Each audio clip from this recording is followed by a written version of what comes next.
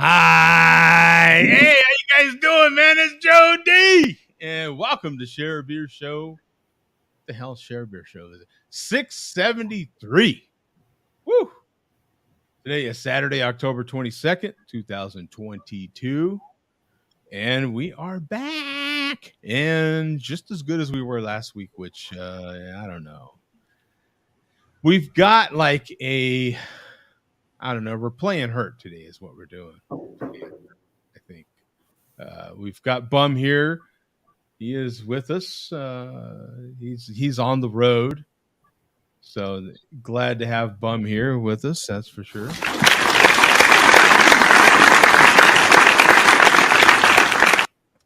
And we also have Coach with us, man, with a big fat warning label.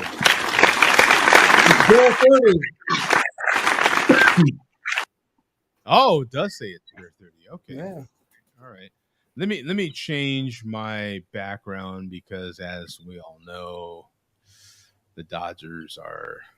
There we go. A team that is relevant right now. A team that is still in it. The Rams. The Rams.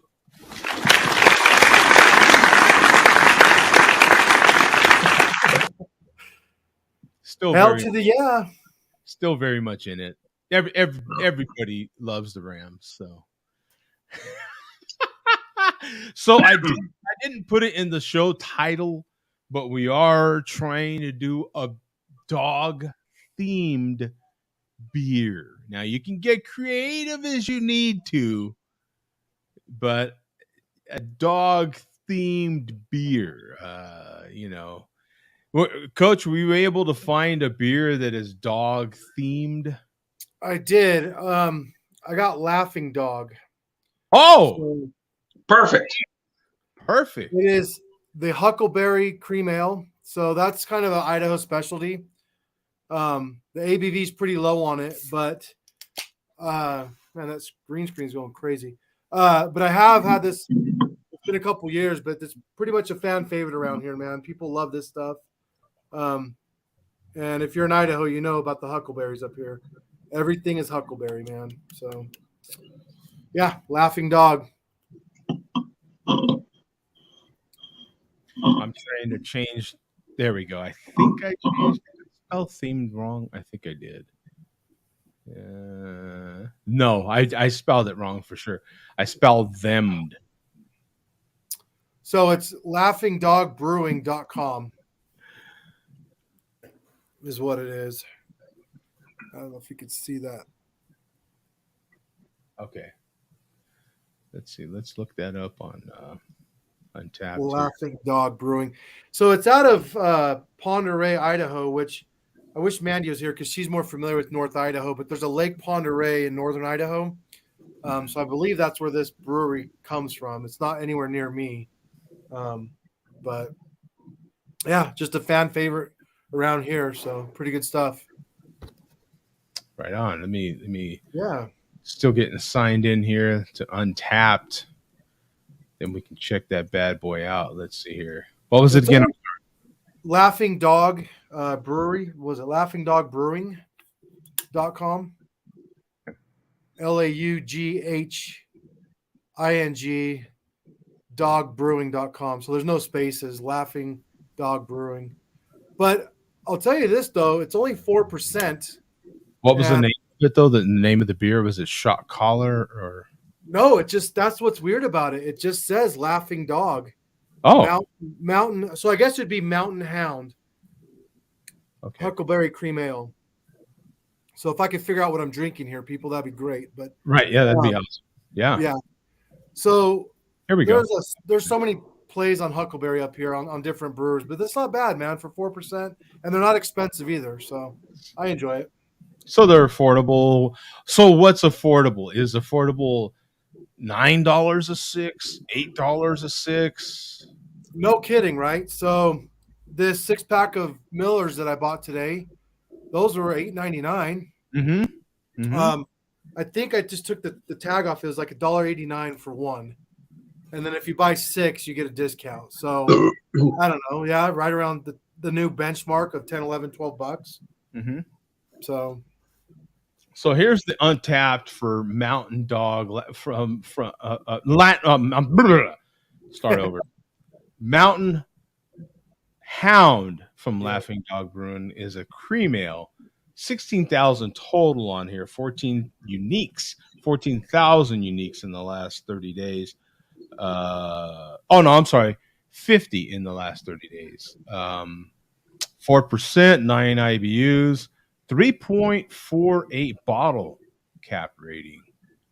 We start with our traditional cream ale recipe, adding huckleberries, as you said, during the last minutes of the boil to lend a subtle berry aroma and flavor.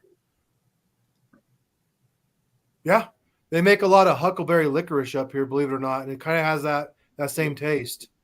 So Really, huckleberry? Huh? I just yeah, not bad. Yeah. Cool can, yeah, like it. Okay. I've got something. Now, Bum, you tell me if this is acceptable or not. But I'm leaning towards, that hopefully it qualifies, that we are in the realms of the dog theme. So I have a local beer, Tombstone Brewing, which is their light beer. Okay. Mm-hmm.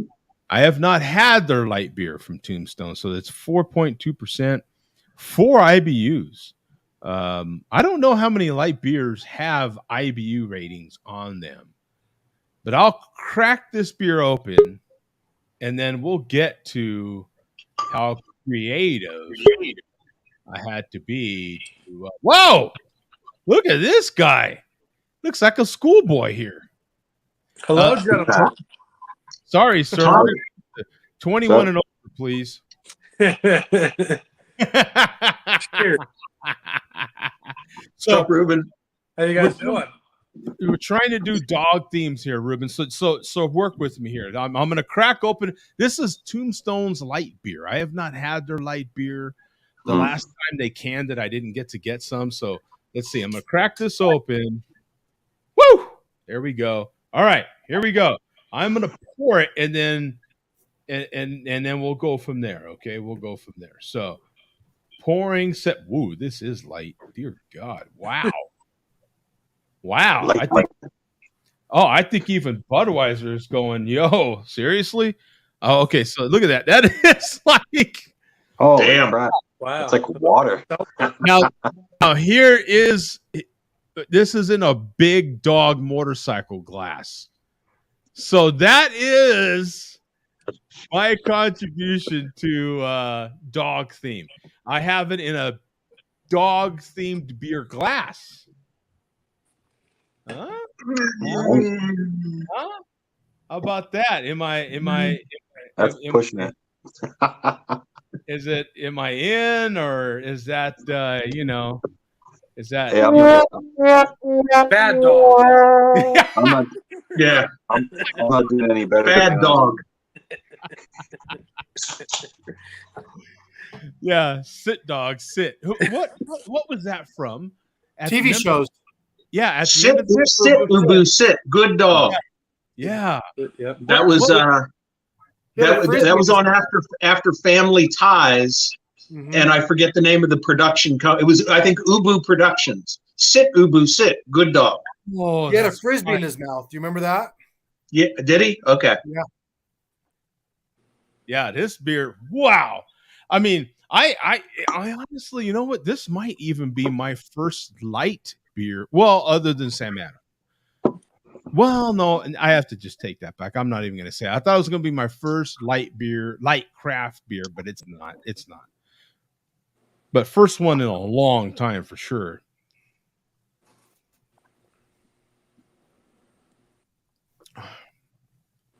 Yeah, it's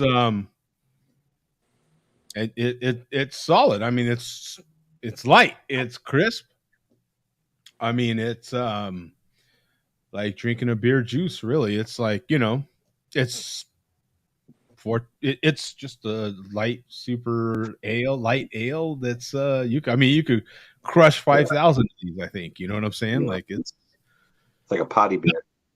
yeah, honestly, yeah, you could buy. I mean, it would be an expensive way to supply the party with light beer, but yeah, I mean, anybody could drink this. Really, if you like, if you think going crazy and going exotic is getting Corona, then you're if you're that guy, you're gonna like this beer. This beer's not. You know what I'm saying? Like if you're that guy that thinks, oh yeah, you know what, man? No, I drink Tacoma. No. What's the other one? Oh my god, I can't think of that beer. Is it a French beer? What's the beer that people? Stella Artois. Yeah. Stella Artois. And they think that is just right. Like, oh man, yeah. I'm drinking some crazy fancy imported stuff. Living large, yeah. Yep. So what I used to think when I drank Beck's. Yep. Oh, back. And they have that, and they do if you go to a decent enough bar, they will give you proper glassware, which is a nice. I have one actually. They're nice glass. And they typically have that nice tap, and everything about it is to their marketing that lets you believe that you are a little bit better than people that drink Pabst Blue Ribbon, for Christ's sake. Right? Yeah, and I think you pay an extra $1 for that pint, right? I don't. It's do they consider that an import? I think so. Yeah. I think it's true. It's right? Belgian. It's Is it Belgian? Yeah, it is Yeah. Belgian. I don't know if it's Yeah. actually Belgian or not, but the label says Belgian. Yeah. Right, exactly, right. So very loosely, about as loosely as I'm using this as a dog themed. Good comparison. But honestly, yeah, if you're that guy that thinks that is, then this is just going to be through the moon for you. I mean, it's hilarious how this works on the green screen. This is crazy. Yeah, it looks like water. Yeah, you can't even there's next to no head on it at all. It's gone. But it's a solid, crisp, kind of has that slight little lemony tang to it. It's and Ruben, you'd be shocked too, because it's got 4.2% and 4 IBUs on the label. cool. They actually bothered to put the IBUs on the label. How many light beers can say they actually have an IBU rating, for Christ's sake? I would bet none. None that are mainstream, that's for sure. Right. So that's my contribution. Tom, what do you got, brother? I'm just as underprepared. You should dock me. I'm a dog, right? I drink like a dog, and I love beer. So I'm drinking Guinness today. There you go. That's about as stretching it as Joe's. Yeah. Yeah. Sorry. I went to the store and I was gonna buy the Old Brown Dog, but it was like $18 for a 6-pack, and I was like, I can't do that. And I'm drinking that plenty of times. So I was trying to look for a different beer. I couldn't find anything else, to be honest. So I was like, you know what, dude? I mean, Dogfish Head? I was gonna do Dogfish Head, but then I was like, it's not a dog. No, dog's in the name. It's better than what you're doing right now, Tom. Shit, man. You're making me feel guilty. Yeah.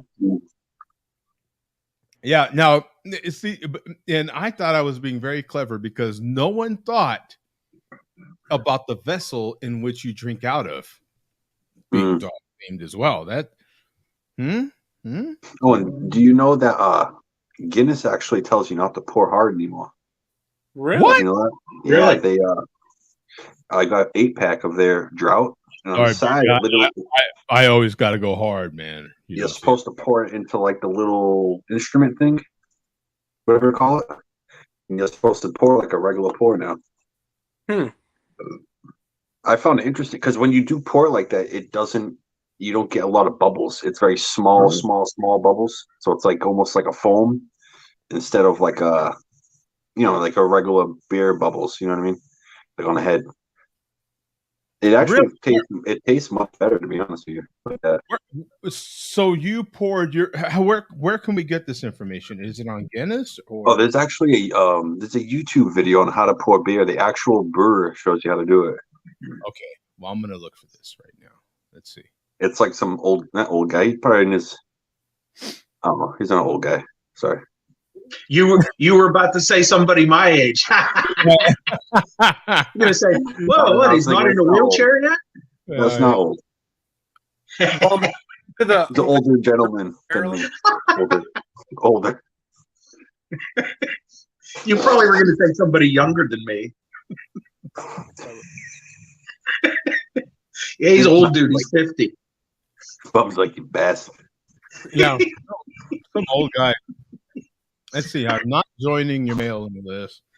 Have any of you guys been to the Guinness Brewery Open Gate? No, but Rod J has. It's incredible. It's quite the experience. So you've been. Wow. Yeah.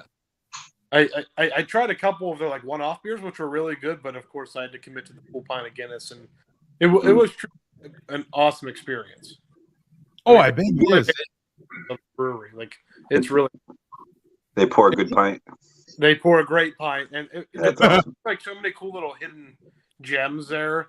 They have a lawn that's side, and then like if you take a topographical view of it, it's in the shape of their pint. Like there's just cool. Little touches here and there that's like neat to read about. Pretty big building. It's absolutely absurdly large. Wow. That's cool. Yeah, it's probably one of the biggest breweries I've been to. Sierra Nevada and Nashville was like massive, but Guinness one's probably just as big or bigger. Okay. So here's how should Guinness in bottles be poured? Start by making sure your bottle is perfectly chilled. Okay, we recommend 46 degrees, which I thought they recommended colder than that before. I thought it was in the 30s that they recommended it before. Anyway, that's what they recommend now. Check that you have correct clean glass, blah, blah, blah. 45. Okay. Tilt the glass and bottle toward each other, starting both at an angle of 45 degrees. Pour slowly in one single go. Yeah. It pours pretty well.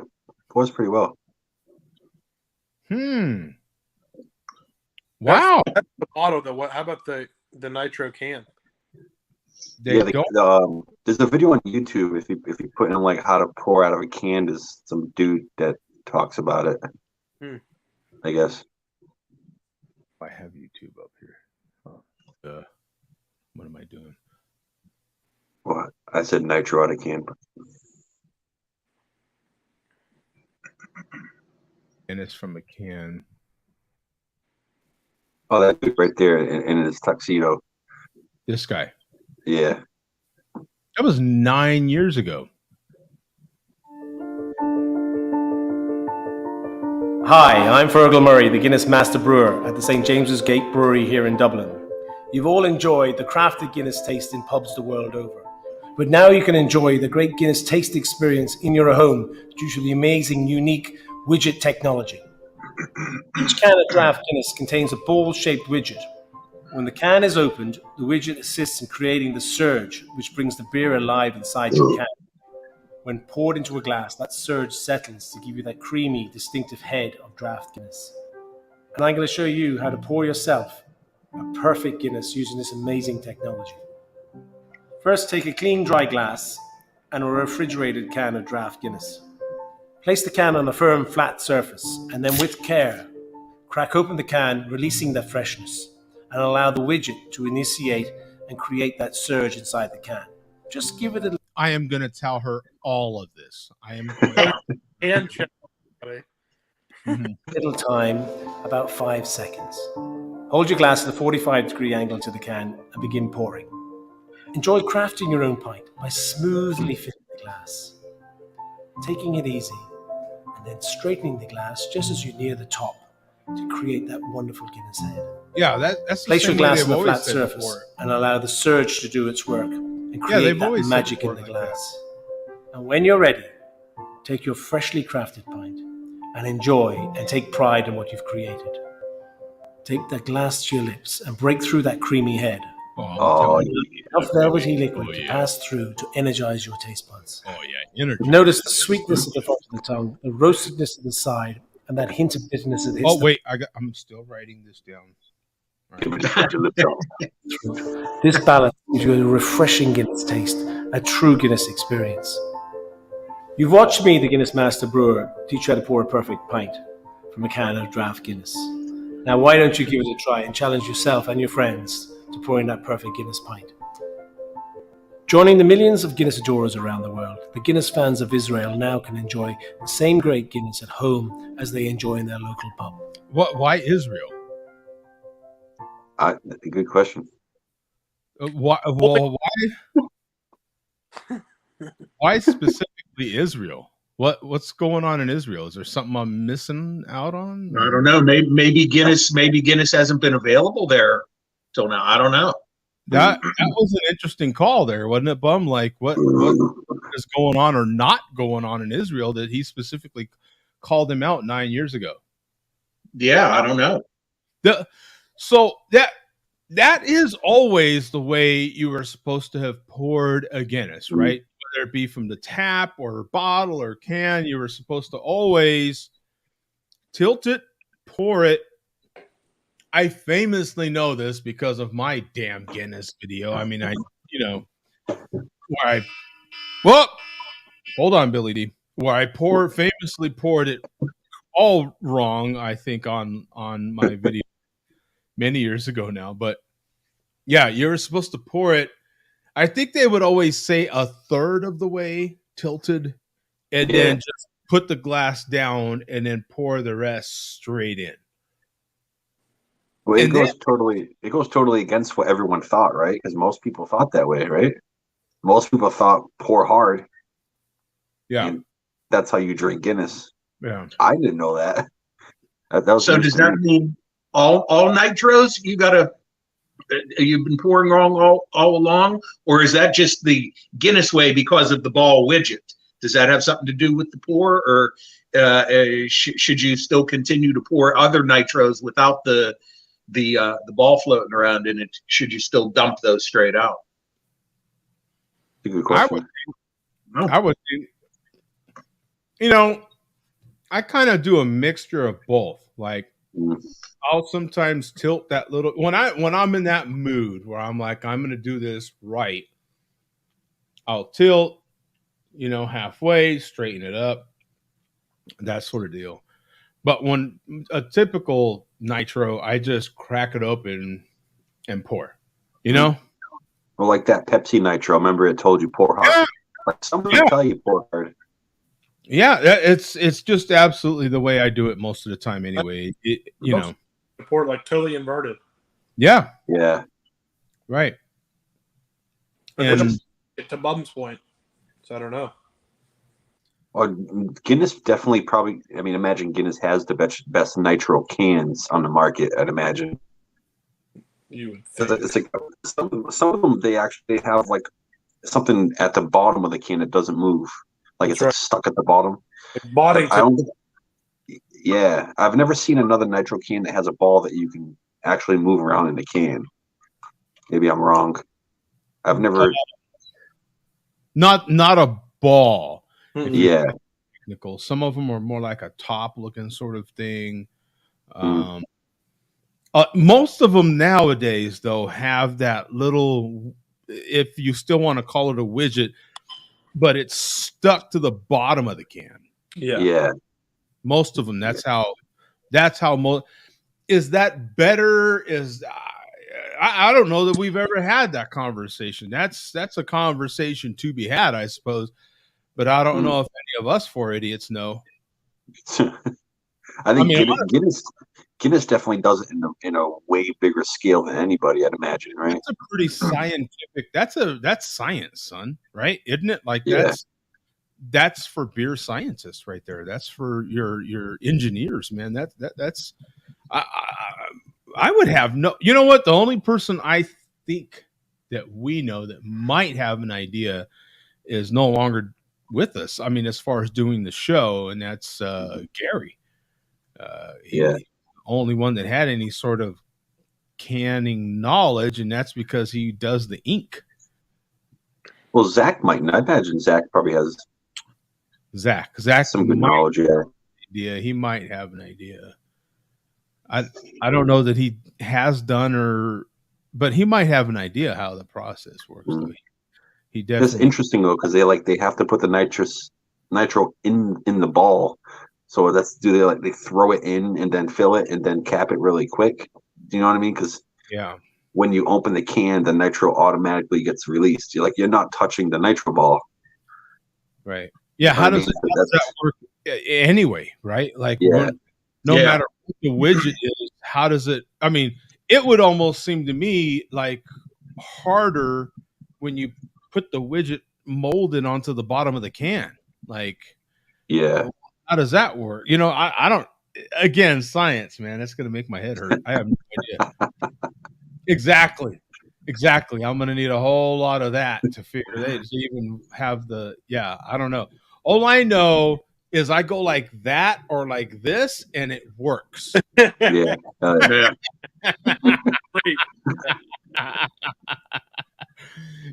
I've got that kind of skill to make it happen. Yeah, I'm very skilled. And as a matter of fact, I've got tools to help. Yeah, I've got tools. You need your tools. Tools. I mean, I can if need be, I can use my tool this way too. You know, I can multitask, baby. Pretty impressive. Yeah, very, very. I bought. Who has an apron? I bought an apron. Hey, I got aprons. I have two. Yeah. I actually am the proud owner. I prior to today had no aprons, and I also have two, and one of them has a built-in beer tool. Built in. Yeah, pretty slick. I'm like, wow. It's nice when you get dirty, you just wipe it all over the apron. You don't have to worry about it. Jody is a tool. Yeah. I like that comment. Yeah, that's pretty good. Yeah, Jody is a tool. So, Ruben, what are you drinking, my friend? I am being cheap as a dog tonight because I didn't know that was a theme, but those barley wine. Oh, the cracking clapper. Yeah, it was like I think it was $5.99 or $4.99 for the bomber. So it's my first one ever from them. Well, that's your theme beer, Ruben, because you're just a few weeks late. That's your theme beer from our show from like 3 weeks ago because we did barley wine. So there's your belated contribution. You're more appropriate than most. Virginia, and so there's beer in the Trader Joe's, and I got this on my first day here. So.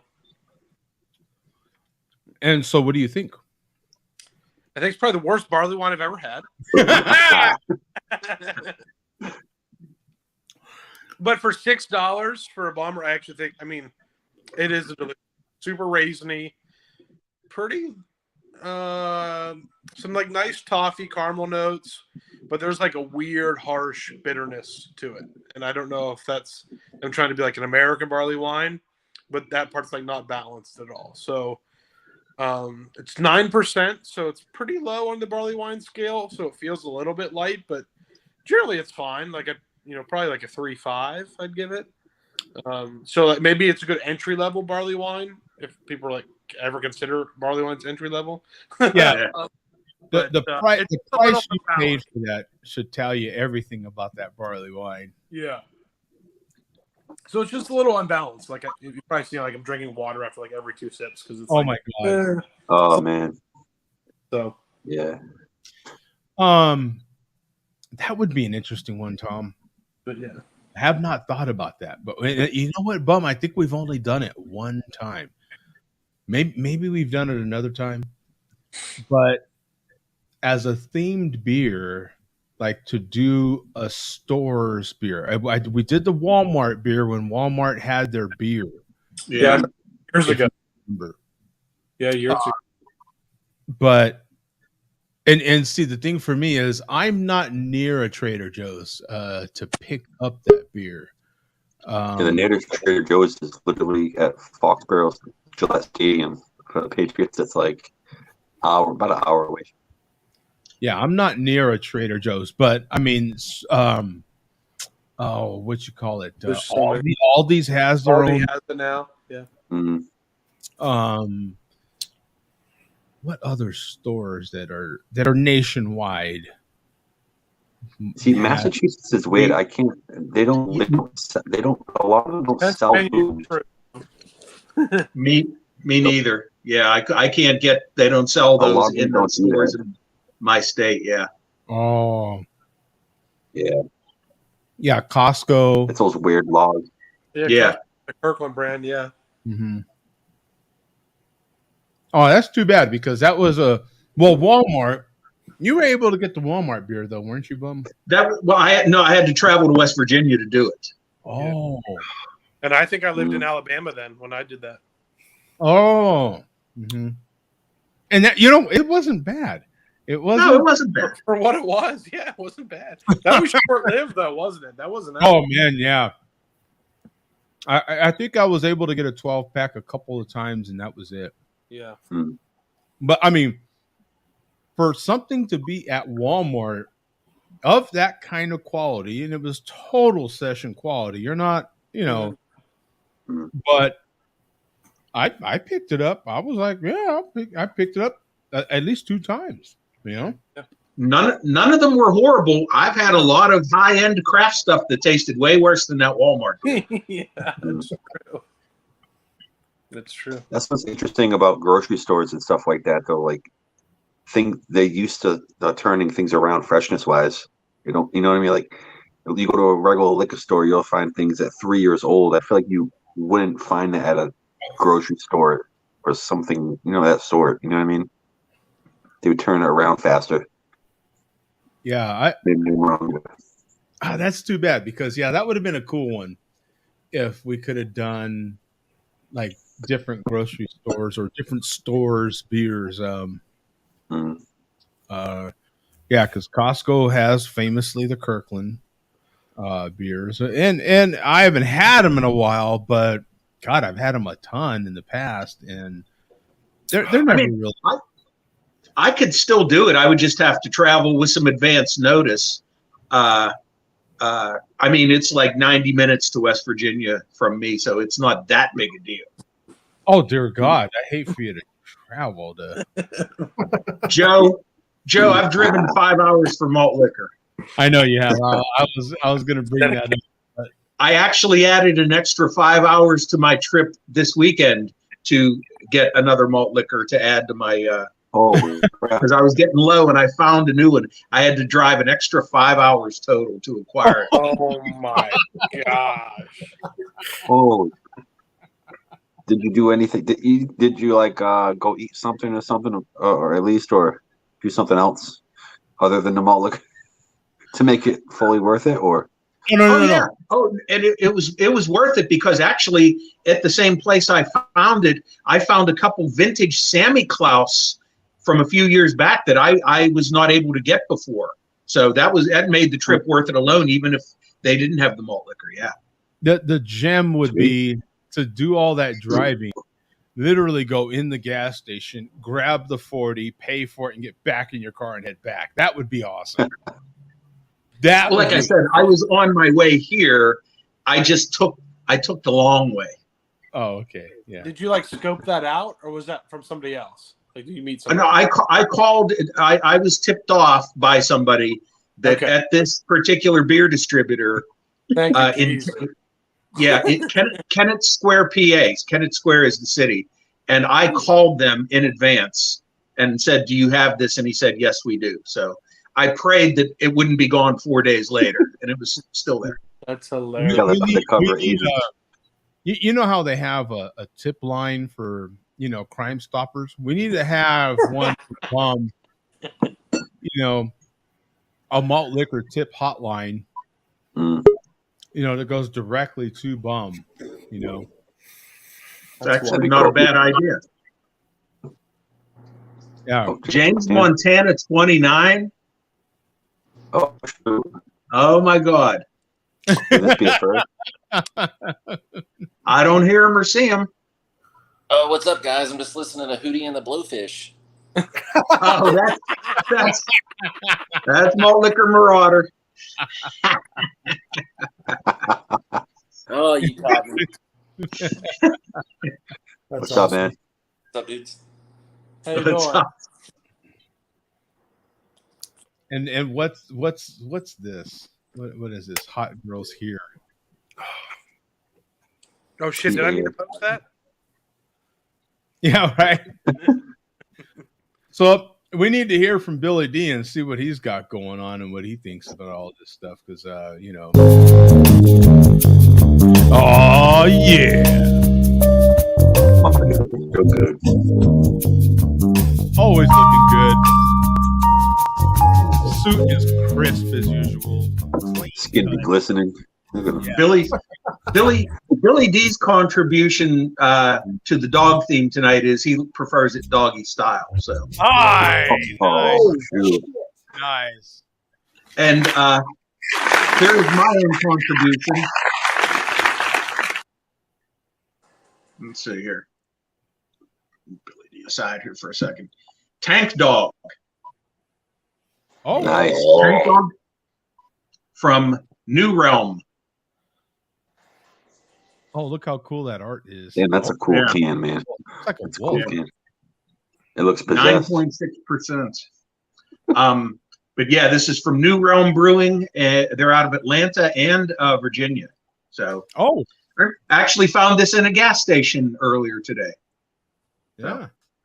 Nice. How much for the single can?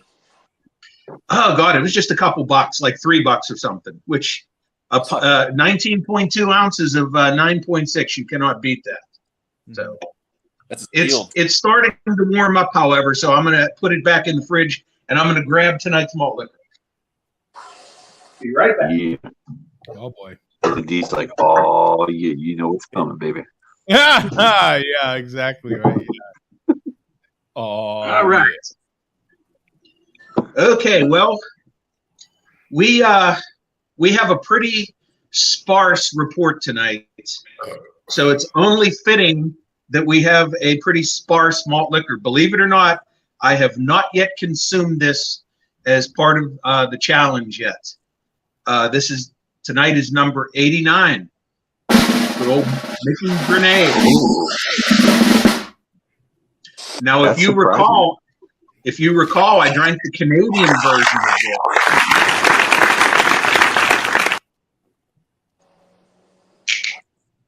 There we go. I drank the How many Canadian ounces is version that? of this a while back, but this is the first time I've had the American version. So, yeah, number 89. really? The This is- first time? Is that like 10 Yeah. ounces? Or okay. No, it's That's 12. It's 12. Oh, it is. It's deceptive just because it's such a short, wide bottle, you know. Mhm. So Is it glass? yeah, Oh, yeah. Oh yeah, it's glass, all right. And they lived up to their name of grenades when I was rushing around to get ready on my trip. I had a few in my cooler pack, and it was sitting on an unstable foundation, and it tumbled over, and 2 of these exploded inside the cooler pack. Oh, So They've it's like, actually changed the thank God I name had- of that from grenade to chode. Those are chodes. Oh, okay. Boy, that makes it. Boy, that makes the taste sound. That sound of it makes it taste even better. Chode. yeah.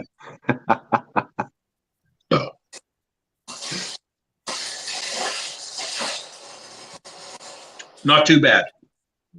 Okay. So we're going to get to our news here. And before we get to the video links, Joe, I'm just going to give some quick news. Okay. 40 Ounce Fear is still going to be doing his 5K coming up. And Fear's also added a few other things to this. Fear says he is going to log in 100 total miles, and that could be jogging, running, or even just walking by the end of November. And he's also in the month of November itself, he's going to log in 60 miles for St. Jude, and I guess you can sponsor him if you want. So, so if you're doing that for a good cause, so okay, yeah. Well, So we will get to the video news here. Joe will know who this is. Nobody else will. We have had the first MacRib sightings and the first MacRib malt liquor videos this week. The MacRib has turned up in several different places. Everybody take a guess who the first person was to find and consume a MacRib on camera. No guesses? Are they below 5'10" in height? I'm not sure. I'm gonna guess yes.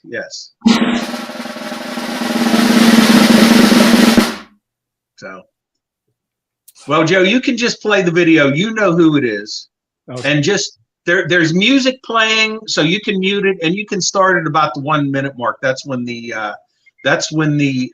MacRib starts getting consumed. That's when it makes its appearance, huh? Okay. Yeah. Let's see here. Let me. Oh, wait. Yeah, I need to share the screen. Wait, hold on. Boy, I'm all jacked up right now. Let me see.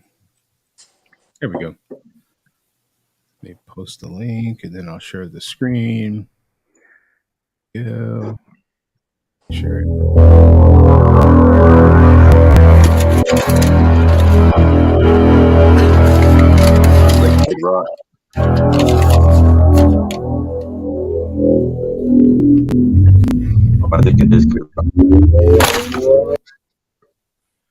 We have to mute it. I'm probably already going to get flagged. That's Bob with the Ball. That's my first CD I ever bought. Is it so really? You can go like a minute in, Joe. I was a little kid. I bought the strawberry. Oh my God! Oh my God!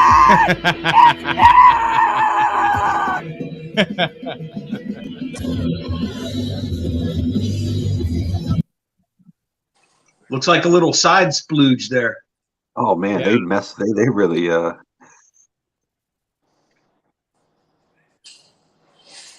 There's our friend Witz with the first MacRib of the season. Oh, so you went double bib on that bad boy. Fucking scared.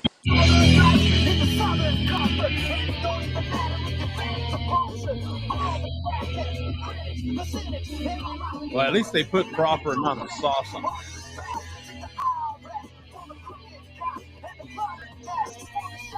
Why does she eat her sandwich like that? Why does she eat her like backwards like that? You know what? I've occasionally had to do like that Beato's pizza that I showed you. I had to pick it up the same way. If something's super messy, you almost have to pick it up backwards. I wonder. I have a cousin that does that. He eats. I don't normally do it. I don't normally do it, but with extra messy food, sometimes you have no choice. Yeah. Yeah, it looks like she's trying to guard the back so it doesn't fall out. Yeah. I'll give her credit this time because we've not paid attention.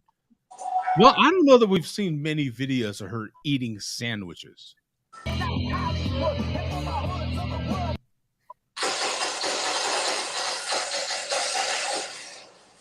But she kept it neat. She kept it. Yeah. They put a ton of sauce on there. Yeah. And so. Whoa! Yeah. Oh yeah. Oh, she's loving it. Yeah, she was loving that. There's review bra. There's review bra. So yeah, Witz had the first malt liquor video of the season. However, she did not have the first MacRib video of the season. She did not have the first MacRib washed down with a malt liquor though. We know who that is. He's already up to number 5, I think. Oh, really? Yeah. Holy yeah. crap. So he's. I guess we will not see him in the chat tonight. I can't see the chat constantly. He, as far as I know, he is still at the porn convention right now, and the only reason he might not be is he might have gotten thrown out of the porn convention by now. So someone said he did get kicked out in the chat. I thought someone said he got kicked out. Oh, it's very possible. Very possible. He has been posting videos from there. I'm not sure if all of them will stay up on YouTube or not. But so we're going to get to him, and this is like 3 weeks old now. We've been waiting for him to show up live in the chat so he can react to this, but I give up. He'll just have to watch this later. This is all about the lyric controversy that we've discussed in the past, where he said, "Pick yourself up, dust yourself off." It was Sinatra, and I said no, it wasn't. So click on this link, Joe, and go to 645. That's link number 2. Is it that one I've got as the Popeyes link? Now the lyrics. Yeah, that's it. That's it. The Popeyes link. Mm-hmm. Okay. 645. Okay. 645. Let me go to the thing here. There we go.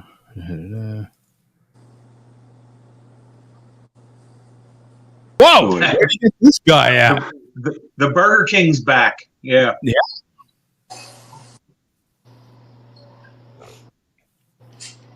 Dressed up in like McDonald's colors.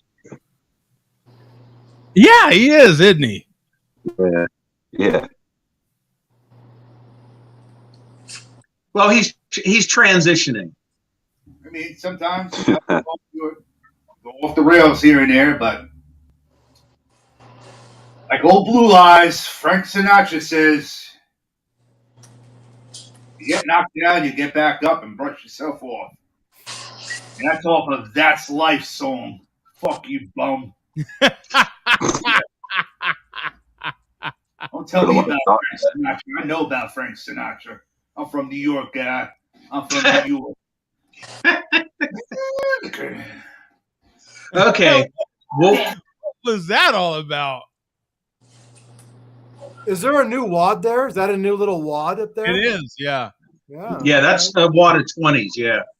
Yeah, he got a new shipment of fake 20s there from Amazon. Yeah. Okay, so we can settle this once and for all as far as the lyrics go here. This is just a link to the That's Life lyrics, which the chairman claims that the pick yourself up, brush yourself off comes from. Yeah, let's get to it. See, it's too bad we can't play the actual songs, or you would definitely get hit with the YouTube thing. So now I can't. I have such a small screen, Joe. If you look at them lyrics, you can see at one point where I think he says something about pick yourself up, maybe. I'm making them bigger. Yeah. I picked myself up. The last sentence. Okay. Yeah. The third paragraph. Yeah. I picked myself up and get back in the race. Okay. So he picks himself up. Now that sounds like the chairman could be correct, right? Yeah. Okay. Well, go to the next link. Okay. And it's actually the song called Pick Yourself Up, which once again, my buddy Lou informed me it was from Fred Astaire, Ginger Rogers movie, Swing Time. The song was written in the 30s.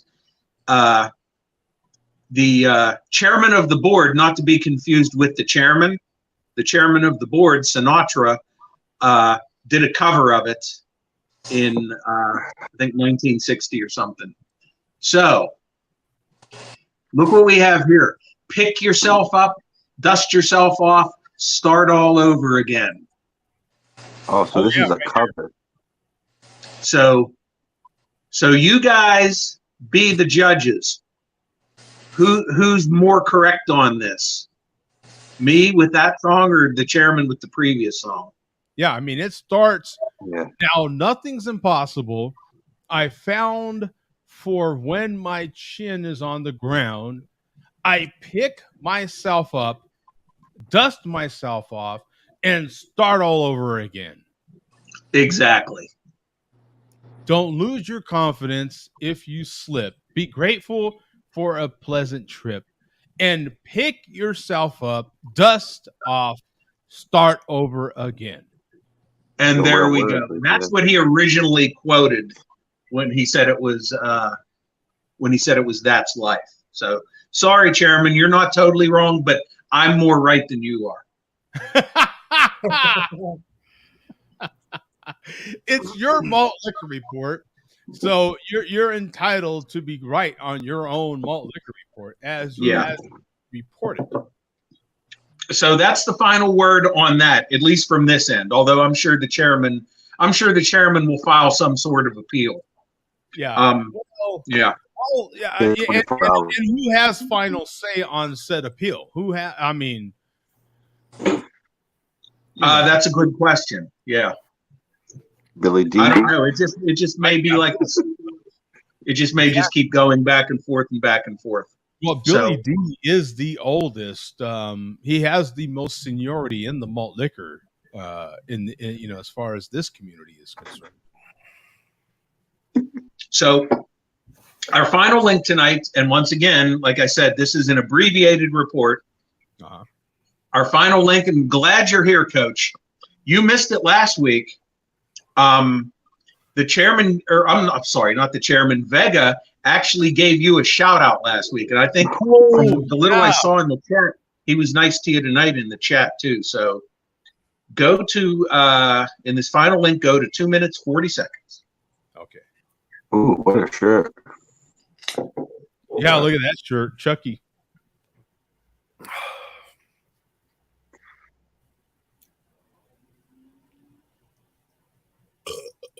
No charge. No charge. All right. You know, it's been a while. So, motherfuck you, milk dudhead Joe D. Motherfuck you, bum. You fucking nerd. No charge. Motherfuck you, Tom.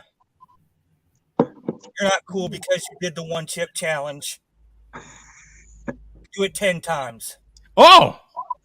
Then you might be cool. But I doubt it. Oh, man. Wow. Motherfuck you, Mark.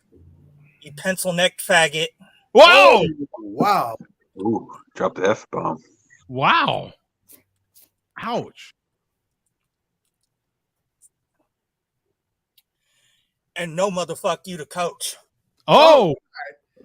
Coach is my boy. Oh! Used to be. Wow. He used to sit on you.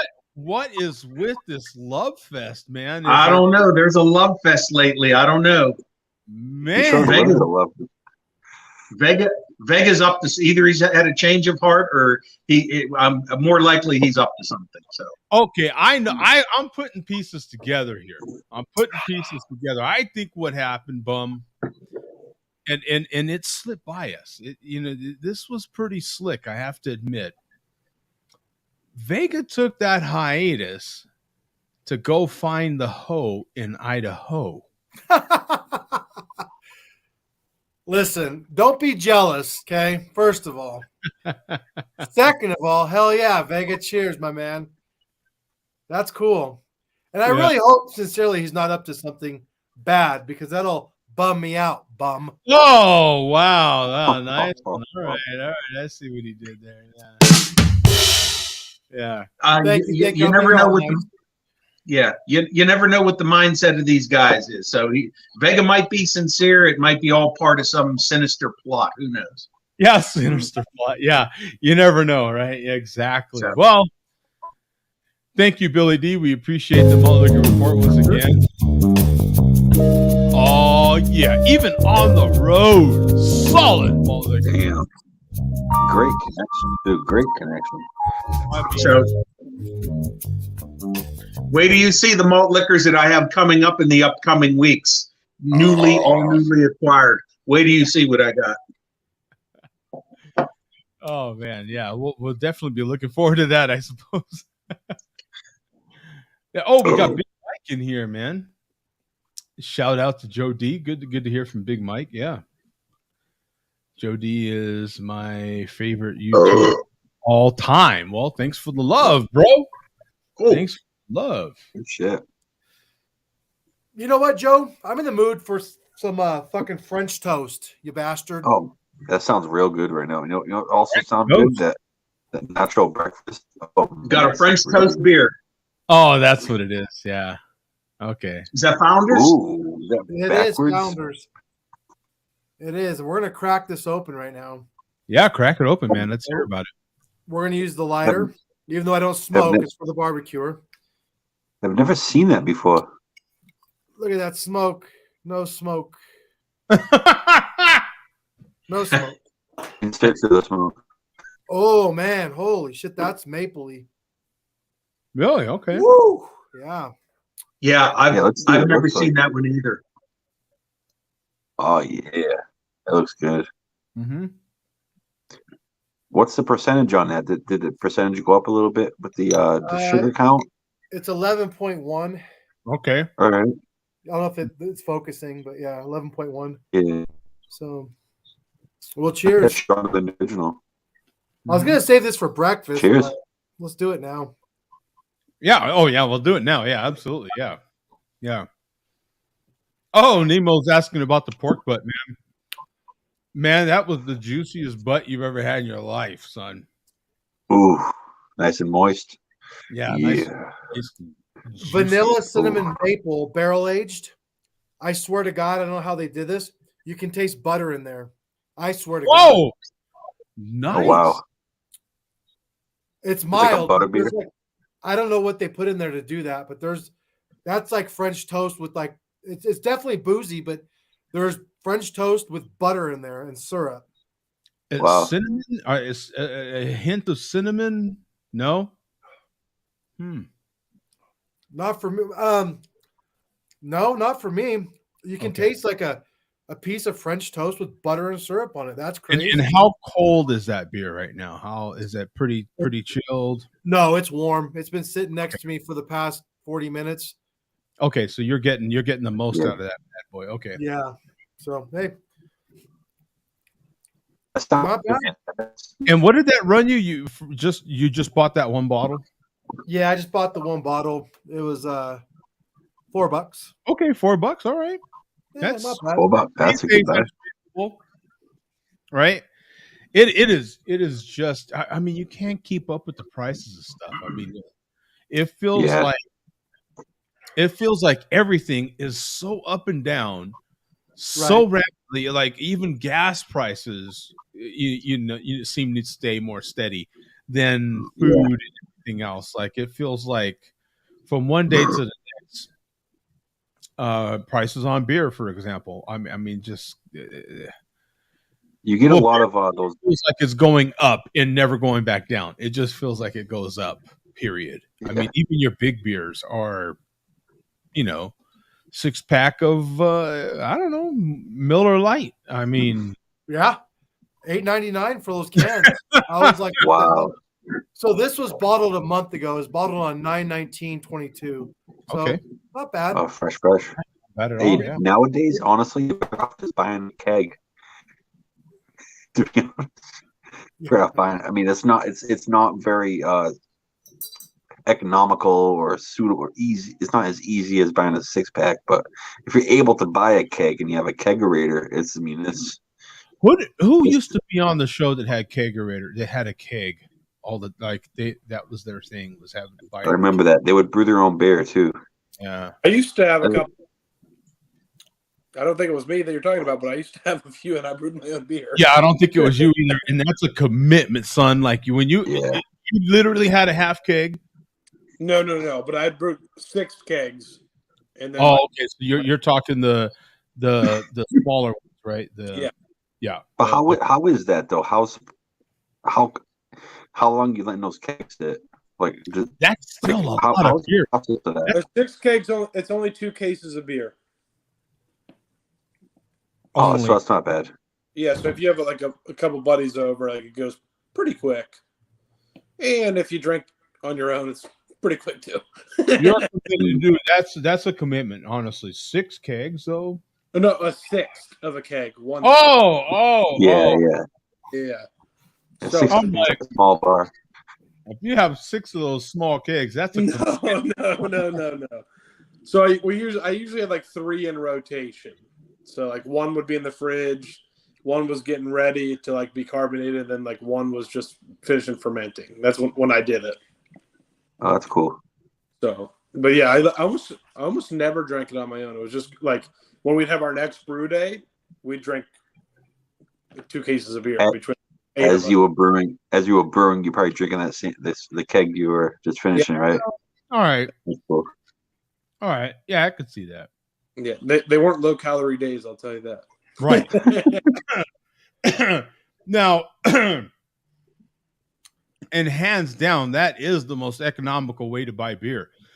If you want to save the most money, buying a keg is it. That is that. I mean, definitely. Yeah. Bar none, that is the cheapest way to buy beer. I mean, they're not having to do anything at that point, right? They don't have to do a damn thing. They just put as much beer as possible in whatever size vessel you're giving them, and that's the end of that, right? And ain't it like a trade off? Ain't it like doing propane or something? It isn't like a core charge or something like that. Like you have to have pay deposit, and then you gotta pay. And you can pay a deposit. I think you can buy the tap. The shell. CO2 tank. The shell. Don't they charge you for the shell? They charge you for a deposit, but you always get it back. Yeah. But like if you have a kegerator, you have a CO2 tank that you have to fill up. But it's hell. I mean, the CO2 tank probably lasts 6 months, unless you're doing homebrew and carbonating a beer from it. But like, if you bought like Miller Lite in a keg, a CO2 tap would last you easily 6 months. Yeah. Okay. And you could kind of judge someone by the beer they're buying in the keg, right? If you're the guy that is having to buy Miller Lite, Bud Light, any of the big beers by the keg, you're pretty much there's issues, right? There's issues. I mean, yeah, right. Delilah, how you doing? Delilah wants to say hi. Hi, Delilah. How you doing, sweetheart? She was banging on the door. I'm like, I gotta let her in and say hi to the guys. Good Lord, she is just so big, man. She's getting so big. She's a big girl, man. She's growing quick. So big. How every are day you feeling, sweetheart? Is she just waking up? What's her current situation? She's about to go to bed. Oh, she's about to go to bed. Okay. She's got her whole sleep sack on. She's ready to go. It's been getting cold out, so like during the middle of the night, it's like 40-something degrees. So we're at that point where we're not putting the heat on. So we're like, on the fence of putting heat, not putting heat. So it's kind of trying to make sure she sleeps through the night. That's unbelievable. We're still in the high 80s here. That's crazy. Yeah, our low is 63. I can't believe how big she is. That's crazy. It is wild. She is. I mean, she's amazing, man. Amazing. Mm-hmm.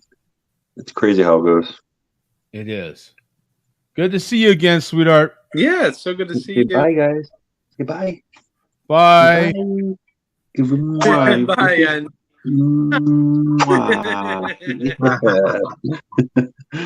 There you go. All right, let's go back. Oh. That's amazing. Yeah, this is obviously a. We've got a spammer in here, right? Man, we haven't had one of those in a long time. Huh?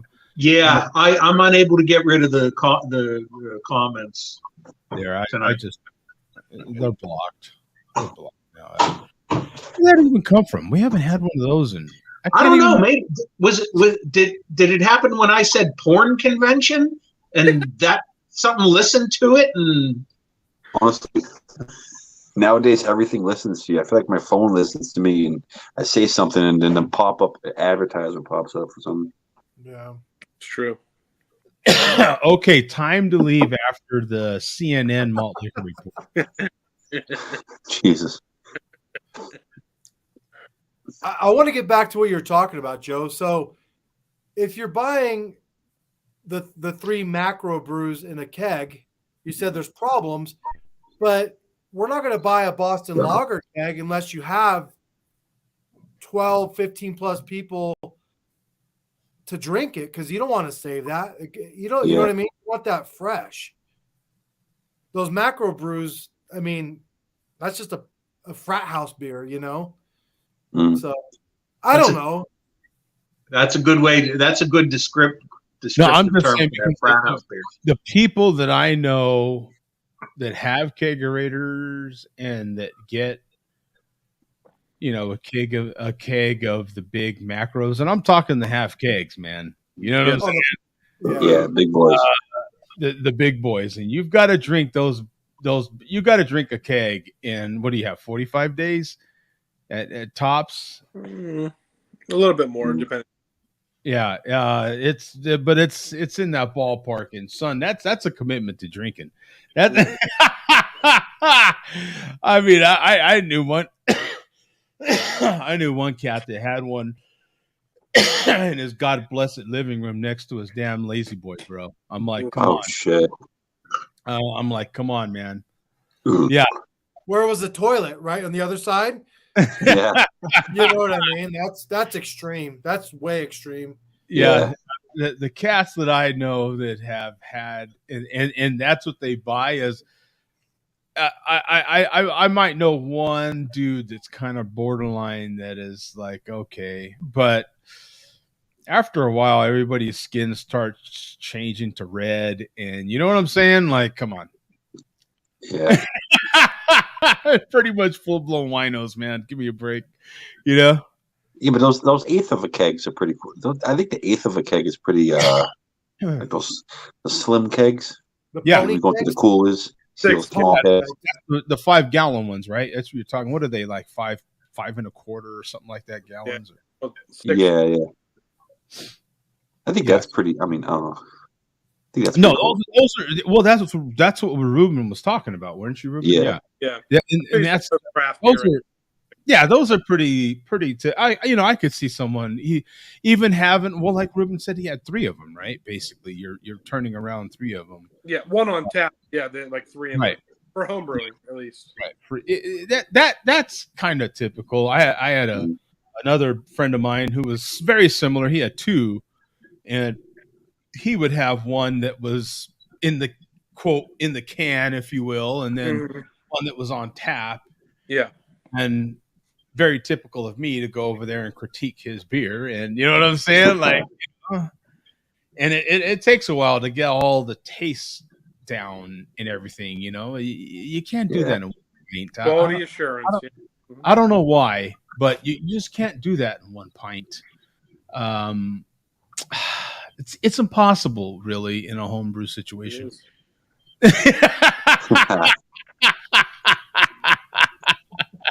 But honestly, as I've said what I've said, honestly, there is something about pouring, whether it be whatever beer it is, even if it is Miller Lite, there's something about pouring off a tap that just makes them suckers go down like no one's business. I have to admit, man, you can crush them things when you're just, man. Woo. And they I don't know. I've gotten hammered off them things. I know that. No, they absolutely hit a lot different than. Yeah, they hit way different. I agree. Yeah. I know that I like I say, I've had experience with these things. My neighbor growing up used to have Yingling on tap, and it went down like candy and came back with a vengeance. Yeah. Yeah, there is something about especially like in a home situation, man. Dear God, man, kegerator, kind of home bar kegerator situation. You get to pouring them suckers, man, and especially if you're with the boys. I mean, it amplifies it. You know? Right? It is that's there is nothing. I've got Coors. I got Banquet right now. Banquet's really good. That's a quality. I That's love a Banquet quality. beer. Yeah, it was $21 a 30. So guess what I'm drinking? Oh, it's a deal. Yeah. The thing is, having owned 3 kegerators in my life, and I don't own one now, you always end up saying, "I'll just do one more half." I do one more half, and then 6 more halves later, Yeah, still drinking it. It's like, I'll just have a half a beer, and it just gets you because it's so fresh and so it's crisp, it's cold. Yeah, but it'll get you. Hey, I got a question. So I've never used a keg or anything. So like, when you get the keg, you get the CO2 tank, and do they tell you how much pressure to put with the CO2 tank for each beer? Like what? No, there's a setting, right, Ruben? There's a setting on the CO2 tank. There's like 2 dials, and one's the input into the kegerator, and generally 8 psi. Like if you want to rule of thumb, 8 psi is what you generally do for a keg. Some you want higher, some you want. Who's Sabato Gigante?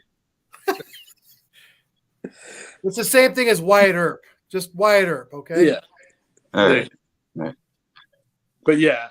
So some styles are higher carbonated, other ones aren't. But generally 8 psi for like most ales is a good rule of thumb.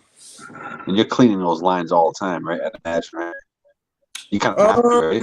Really after or like once. I would do it because I'm kind of like anal.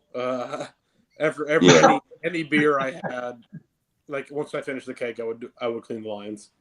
Oh, really? After every session? Did you say you are like anal or you like anal? It's 2022, Joe. That's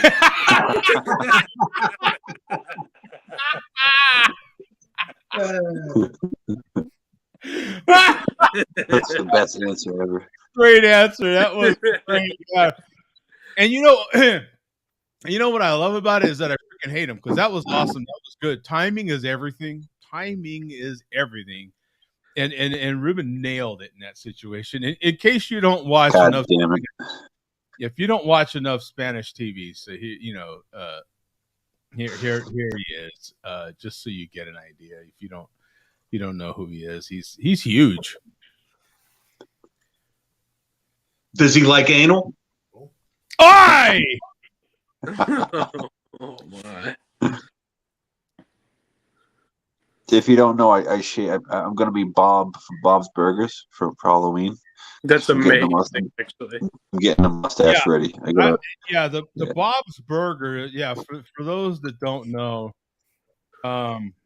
let's do that. Yeah. Yeah, look at that. Bang. Oh yeah. That's so good. I got the apron. I got the gray shirt. I got the sweats. I got the right. That's so good. I'll take a picture of myself and show you. There's talk. Nailed it. Dude, it's gonna be awesome, dude. It's gonna be awesome. Wait, take the glasses off. Oh, and I got contacts. I found my contacts in my car. Oh man, we're gonna be good to go with this. And you need the white apron and everything, dude. Dude, I'm ready. I even got the one that says Bob's Burgers on it just to make sure people don't know. Yeah. Man, we good. Nailing this one. Yeah, you got that one in the bag. Yeah. Look at that. Look at that. That is awesome. Yeah. Nailed. There he is right there. Nailed it. Look at that. Look at the chest hair.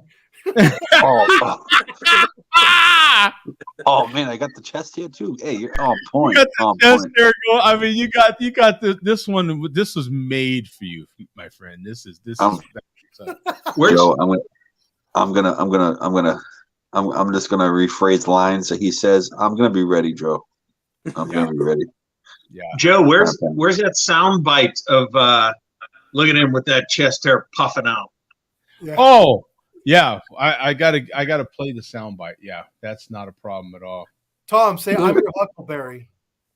What is it? I'm your Huckleberry. I'm your Huckleberry.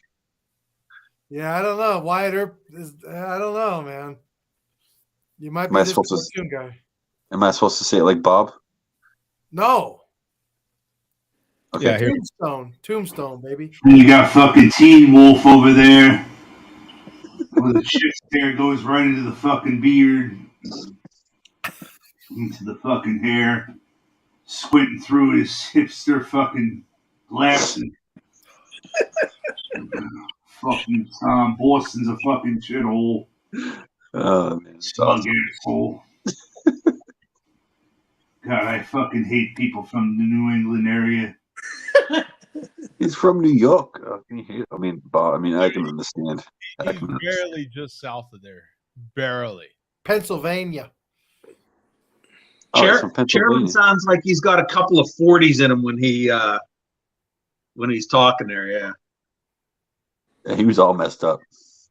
Oh, Nemo's saying it's still cheaper to buy 30 packs than it is to buy a domestic keg. Most places sell $30 packs under 25 if they're on sale. Even if it's even cheaper. Yeah, because I regularly can get a 30 pack of Coors, Banquet, Miller Lite, Miller, that sort of thing for $21. Sometimes Good for a 30-pack. Sometimes they'll have an additional $2 or $3 off, and you can get them for $18. When they go down to $18.99, trust me, everybody else here knows I will load up on 5 or 6 of them. I swear to God. I would too, yeah. You get 180 of them. Screw. I do. I will take advantage of every day of that sale. I will load up because they're going to be gone. I mean, these types of beers. I mean, what is Coors? Coors. I don't even have any idea what it is. 5%, maybe. Yeah, maybe 5. Coors Banquet's 5. That's funny. It's not even saying it right here on the Budweiser. You're talking about ABV? Mm-hmm. Yeah. Yeah, Budweiser's 5. I think Yeah, Bud is Life 5. is. I think Coors is. Bud Light, what's Bud Light? 4 point something? 2. Oh, here it is. Yeah, Coors. Yeah. it's 5. God bless it. I got to put my glasses on. But yeah, it is. Wow, that print is so small, and it's buried right. It's buried right in the middle there, baby. Yeah, it's. Yeah. Do you see all this fine print right here by my, right there by my middle finger? Do you see? Yeah. My middle finger. So, Bum, can you fact check that? but it's buried in the middle of that. So that's kind of crazy. I have not paid attention to it on the Coors can, but yeah. In any case, I can. And every once in a while, my Kroger affiliate specifically is the one that will, you have to have the card and then go on their app and click the digital coupon when they have that sale. But when they do, it is well worth it, man, because you'll get a 30 pack for like $18.99. Well, you got coupons on booze out there? Absolutely. Holy crap! On beer? That's Yeah. not out here. That's like holy crap. Oh, That's absolutely. like alien. That's like alien out here. Really? Yeah, we can't get beer shipped in through the mail. Only wine. We can't. No coupons. No nothing. It's on booze at all. It's crazy. Welcome to Arizona. For real. We aren't the Wild West for no reason. That's for damn sure. I have a good segue there, Joe. I have a question. Okay. So, the Wild West, speaking of this, Vega just might have made a valid point. So, you know that movie Tombstone we were just talking about. You know the famous line by Val Kilmer. He plays Doc Hollywood. I'm your Huckleberry. There's shirts out there. There's memes. Well, that's actually not the saying. Vega commented in the comments what it actually is. I looked it up, and I think he's right. It's not what I thought it was, but right. But if you look it up on like memes and Facebook and T-shirts, the people say, I'm your Huckleberry, because that's what it sounds like in the movie. If that's true, that's huge. I've watched that movie 10,000 effing times, and that's one of my favorite lines from that movie. And he says, "I'll be your Huckleberry." Okay, so do you think Vega's wrong? I think when you start to take certain things too literal. Well, no, because I looked it up, and it actually he's kind of got a point. Is that what the line says? I don't. I'm gonna investigate further. That's why I asked Bum to double check Yeah, that. yeah. I wasn't able to look at the comments. I didn't know what you were referring to, Coach. Yeah, I'm not sure. I mean, it's not that big of a deal, but it is. So, and then Causer says right afterwards, you'd get buried with no grave marker on the Oregon Trail, and up yours, Causer, I'm getting cremated. Jesus. Well, that still doesn't necessarily mean you're not going to be buried. Not necessarily. That's true. It's just a cheaper way. Just because you get cremated doesn't necessarily mean. I happen to know somebody. Well, I know their remains, at least, that are buried. Cremated remains get buried sometimes, and they take up a smaller footprint in the cemetery, and so they get a much, much cheaper rate. That some people did that to save money. A lot cheaper. You're gonna buy caskets are like $5,000. Oh, it's insane. And tombstones. Unless you get your casket from Costco. That is a thing. Do they sell caskets? Yeah, absolutely. They do. Yes. Wow. You can buy pizza and caskets. Holy shit. Yeah. I'll take my deathbed and then extra pepperonis, please. Thank you. When you go to Costco, make sure you get the flat. Get the flat cart, and then that way you can get your casket, and then put your pizza on top, and you're all good to go. Yeah. That's great. It's awesome. Vega, why don't you join us, Vega? As a matter of fact, if you just open the casket, you can like load it up with all your stuff, man. There you go. Yeah, it's a good idea. Yeah. So it works out. Yeah, it works out. Yeah. So Joe, practice makes perfect. Do you jump in the coffin and like, hey, I want to lay this way, or this feels good, or face down, sideways? Well, I would practice that. Yeah, and you want to make sure you get the right pillow. You know what I'm saying? I mean, that's a good Halloween prank too. Yeah, you definitely want to make sure you get the right pillow, just in case. Lay in your casket, kids. If you want some candy, reach in the casket and grab some candy. Yeah. Joe D's here. Hi. Yeah, exactly. Hi. Yeah. I used to have a guy do that. He used to dress up as a gorilla. We go trick or treating, and he would sit down in front of the porch, and we walk up as little kids, and he would just stand up and scare the shit out of us. It was hilarious. Yeah, we're gonna have to look this up, aren't we? Tombstone. Let me see. Tombstone. Let's look this up. Let's try to solve this thing here, because I can see it's a thing here in the comments. I'm still bamboozled. You can buy caskets at Costco. That's crazy. Oh no, you absolutely can. Watch. Let me see. Let's go to Costco. I'm your hucklebearer. Do they advertise it? Like they advertise it? I don't know that they advertise it, but you can damn sure get Costco. You can get caskets. Watch. If I can spell casket.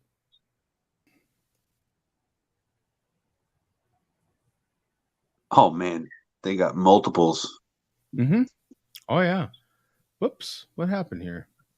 How come it's not It showed it on the search bar, but isn't it? What's going on? That's bizarre. There we go. Yeah. Oh man. See? $1,100. That's Boom. not bad. $1,100. That's a cheap casket, man. Hey, Tom, can I interest you in look at this Titan casket military select steel funeral casket. Oh, that must get some sales. Military grade. Look at that. The overwhelming majority of them are $1,149.99. So for $1,150, here's the Lord's Prayer version. Let's take a deep dive into that. This is crazy. What are the product details here? Features to verify availability. Oh, come on. Give me some real features here. Oh, look at that. Look at that pillow. Oh man, look at this. Look at that. the scriptures here and everything. I mean, look at the detail in this thing. I mean, So there's 3 handles on the side, one in the front, one in the back. So who's carrying you, Joe? Can I at least have a spot? no, I'm not. I'm being burned up too. Oh, here's the features: antique white shade, white velvet interior, open Bible with Lord's Prayer in head panel, right? 18 gauge steel. This is That morbid. that ain't no, that ain't no 20 gauge steel. That's 18 gauge steel. Is that like 120 gram vinyl? Yeah, yeah. That's like, This is morbid, man. right. Swing bar handle hardware, locking mechanism, half. Oh, is that a half coach? Wait a minute. Oh, What, half coach? half couch. Half coach. Matching pillow and throw. See, you're going to be, you're going to have a nice blanket while you go out, man. Yeah, Nice. because when I'm dead, I need to make sure everything fucking matches, right? That's important. And you want to make sure you have your head comfortable. Adjustable eternal rest bed, both head and foot. Oh, you're going to have a nice foot pillow. Memory tube. I don't know what you're going to remember, but you have a memory tube. And it fits standard 30-inch burial vaults only. Oh, well, sorry, Shaq. You're out of luck, pal. So how to place an order. Prior to placing your order, please contact Prime Casket Company at 1-800-294-8548 to schedule delivery or your order will not be processed. Hours to call are Monday through Sunday, 5 a.m. to 7 p.m. Pacific Standard Time. I'm going to call them right now. Are they open? Oh, to order this product on Costco.com, please enter the following information for the, quote, shipping address, unquote, at checkout. First and last name, right? Name of the deceased, company name, name of the funeral home, address of the funeral home, or location where casket will be delivered, phone number of the funeral home. And Holy that's all crap. you got. Look at that. You could add it to the cart right now, kids. That's a good buy right there. I'm going to add it to the cart. I want to know how much this all to your door. Okay, look at this. No, look at that. Shipping and handling is $0. Wow. No tax. Oh, taxes will be applied at checkout. Okay. Probably comes up to like $1,300, $1,400. Hey, are you not dying to get in there? I mean, come on. I'm dying. I'm telling you, I'm dying. That's a good buy, though. I mean, if someone does die, it's okay, buy it now, and someone sooner or later will get in there. Sooner or later, that is true. Sooner or later, someone's going to use this thing, Tom. But I don't know because as the cost of stuff keeps going up, and we're always looking for a bargain these days. It's just cheaper to get burned. So the problem is, part of the problem. Okay, I'll tell you part of the problem. The problem is for people my generation and older have prepaid for some plots, cemetery plots. They've prepaid for people's. A lot of these things are getting abandoned now because they're passing away, and nowadays the families are just, they don't want to deal with it. They don't want to deal with it. It's even if you can afford it, it's not a matter of afford it. It's so much cheaper and easier and everything just to burn you up. Yeah. And you get your little box or your little whatchamacallit of remain. You earn and or earns in some cases, and you're done. Okay, see you later. Well, there's a lot of older couples that have been married a long time, and the husband passes away or the wife, but one of them passes away, so they put half the tombstone to that person, and the other half is your half when you're gone. Yeah, exactly. I don't know that I like that. That's crazy, but it's a part of life, right? Yeah. Dying is a big part of life. You bet. I called dibs on Jody. I'm next to Joe. I called dibs. Yeah, no, I'm getting burned, man. They're gonna put me in the big fireplace, and we're gonna enjoy that last. And then when that happens, we're gonna all say, "Oh my God, look at the smoke!" Right? That's what's up. That's what's up. I want to go out in the last big poof of smoke. Wouldn't that suck? There wasn't no smoke though. And how do you know? Right? You're there has to be smoke. Internal smoke or external? I think people would literally go from possibly crying, if there is any crying. I think they would go, you know what? Isn't that amazing? There wasn't no smoke. Now let's go eat. Let's go eat. Right, let's go eat. Right, and I think that would come up in the memorial service. You know what I'm saying? I think they would say, you know what? There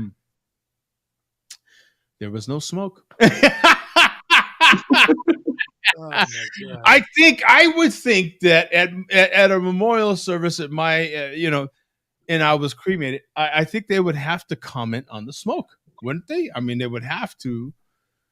It's built in. Ruben lost the link. Oh, let's post that. We can take care of that part. I know a guy that can post a link. Yeah. You know him very well. I think I know him. I don't know. Joe D is Big Smoke. But in any case, you really don't know anybody these days. So I don't know. Shut up! Yeah, I don't know. I don't have any idea. Yelling at yourself. I don't know. Who that guy? Yeah, I don't know.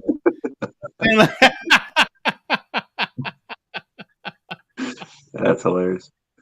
Yeah, who knows? Yeah. Oh wait. Okay. So back on task here. So we solved the whole Costco casket thing. Right? For those that didn't know, you can get your and now we know that Sam's Club is always trying to keep up. Does Sam's Club have caskets? Do they? And do they one up? Does you know what? I recently. Now, I know Amazon does because I recently ordered an urn from Amazon. And I got to say, the thing is phenomenal. The thing is beautiful. I recently did, honestly, order an urn from Amazon, and it came pretty quick. And it wasn't. Yeah, I don't. Joe, nobody knew what to say right there. We all crickets. Yeah, I don't know what to say about that. It's not bad crickets. It's like, oh yeah. I've had an immediate reaction. My first question is it Synergy Green? No, it's actually it's actually got a pearl white. It's a pearl white. Yeah. And a custom inscribing on the side of it. Custom inscribing. Oh, I'm going to say, you said Sam's Club was trying to keep up, but I heard Costco is going to raise the prices of their rotisserie chicken from $5, and Sam's Club is not. Yeah, I did hear the same as well. Didn't Costco say they would never raise their prices on their rotisserie chickens? Yeah, they're going to charge by pound now. Who? Oh my goodness! Times must be tough. Costco, but pre-weight or cooked weight? Costco did keep the hot dog in the Coke still at $1.50. Well, thank you, Jesus. Jesus. So there is the that. world will collapse if it doesn't. Is that pre-weight or cooked weight? Because there's a difference. Oh, I think that's cooked weight. I think it's cooked weight. Okay. Yeah, now Cody has a good point. Jody's funeral got a 3 out of 5 on Untapped. No smoke. Yeah. Hey, what a month to talk about caskets, huh? October. If you're gonna pick a month, it's gonna be October, right? That's why this everything lines up. Everything lines up. Yeah. Oh, and by the way, next week's beer is Tom. Would you like to? Let me lead you into this here. Yeah, I was inspired to maybe have a beer maybe of monsters or demons or anything that would scare you.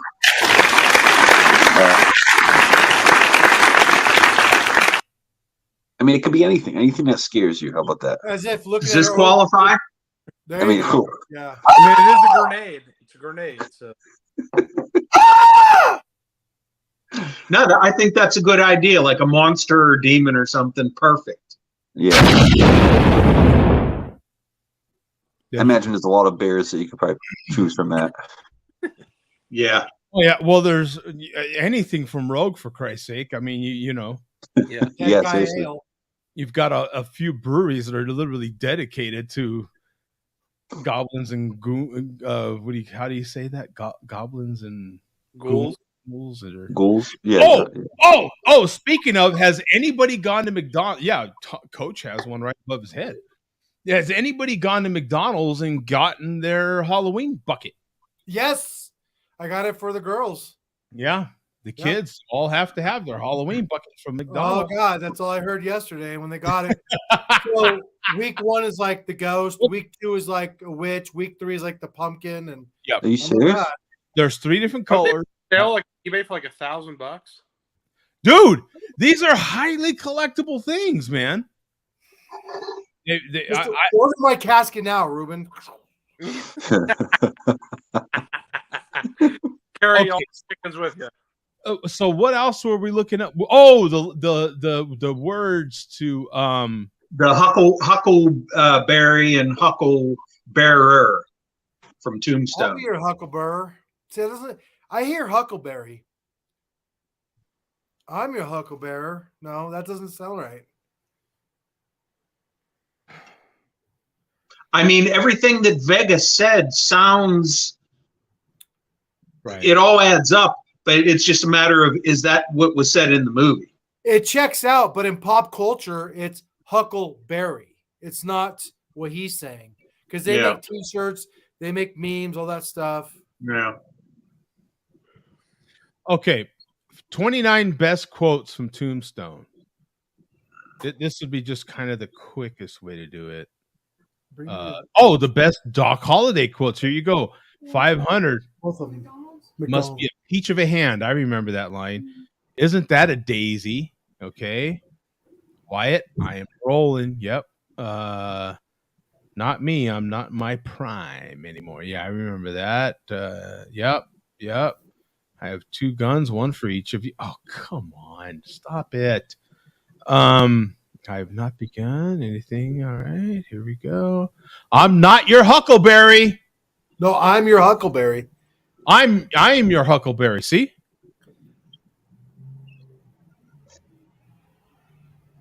It's what he said in the movie, at least. You know what I'm saying? I believe Vega, because it does. When you look it up. Oh no! Read what it says underneath. Yeah, I am your man, more or less. No, say that. I'm your pallbearer or your hucklebearer. So the huckle's the handle. Okay. Okay. Wait. There is a few theories floating around. Yeah. But the question was, what did he say in the movie? And that's what he says in the movie.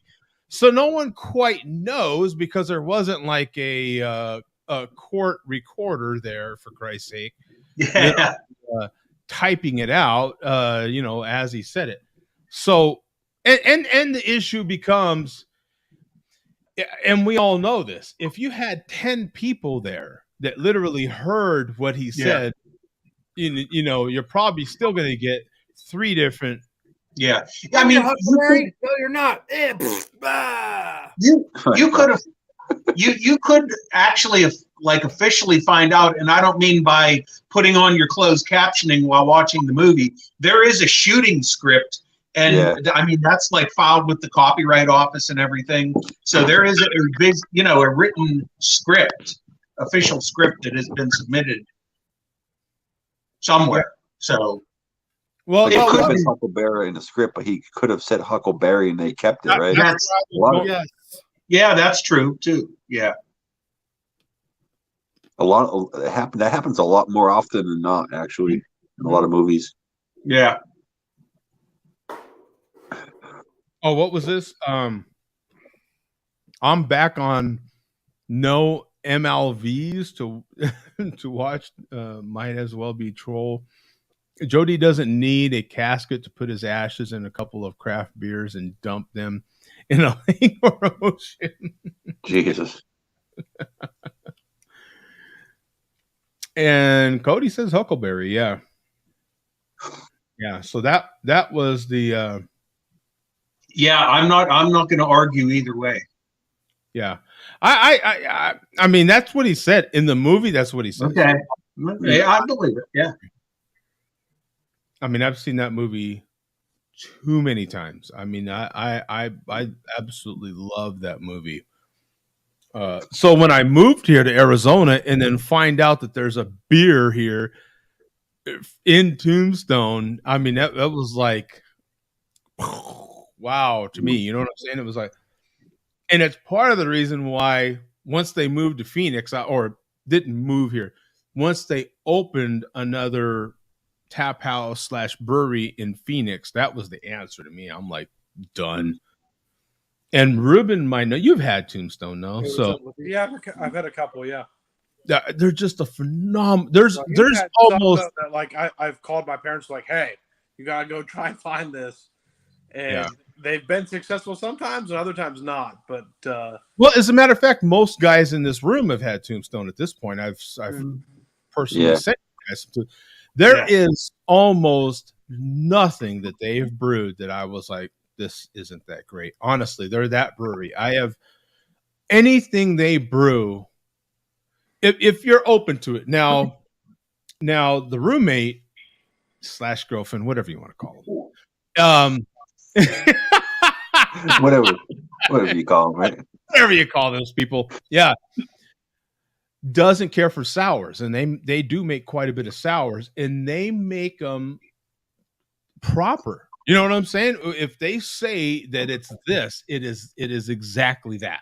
You know what I'm saying? It is they brew proper styles of beer. That's what I absolutely love about them. If they brew and they brew a tremendous amount of IPAs, so you know your triple hazies, your double hazies, you know all the things, and they follow the line. Boom, identity. You know when they don't follow the line, they actually tell you we did this or that. You know, it's phenomenal. And now Vega says, with that in mind, Tombstone pizza is delicious. Tombstone's bottom of the barrel. Yeah, I don't. That's some of the worst frozen pizza you got. Wait a minute.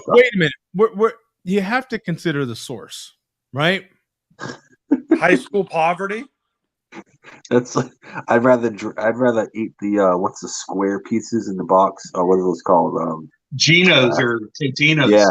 Yeah, I'd rather eat those. I've never had as much frozen pizza as I've eaten. I don't think I've ever had a Tombstone. I don't think I've ever tried it. Don't seek it out. It's not.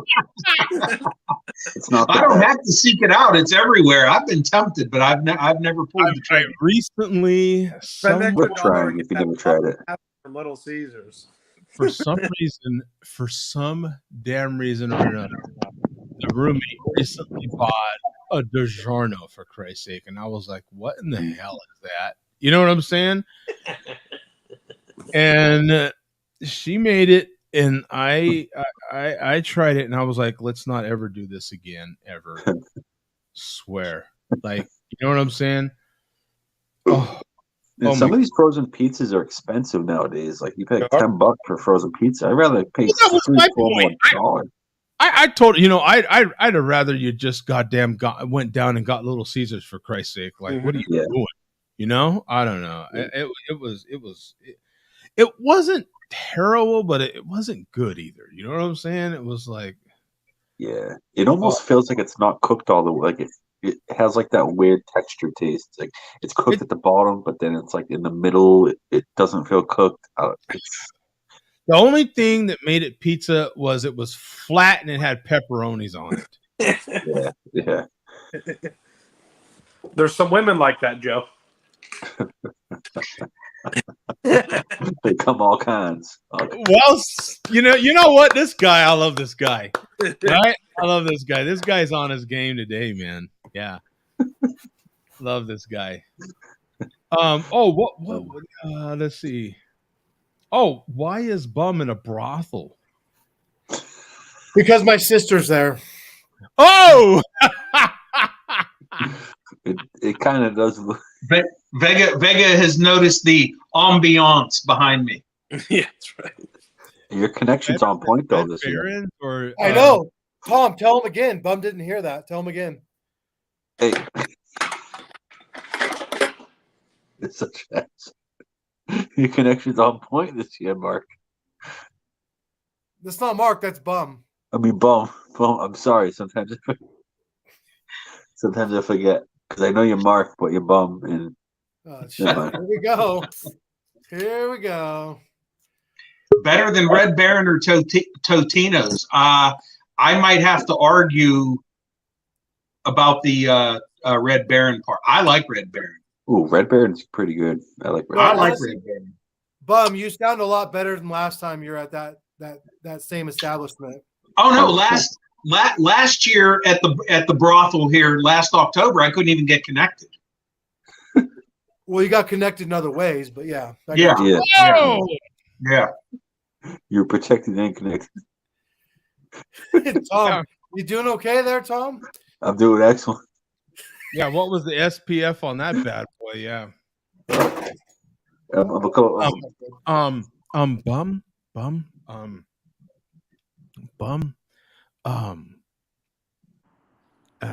Yeah, you might or might not be at a brothel.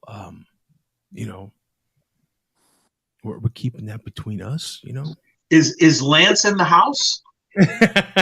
No. And speaking of Mark, look, we got Mark here trying to get connected. Yes. Speaking of people trying to get connected. Man, what's up, guys? Lance is hilarious. I love Lance. Lance is he's like a character in its own. He's hilarious. There's some good info. Oh, so Nemo knows all about Tombstone, man. That's awesome.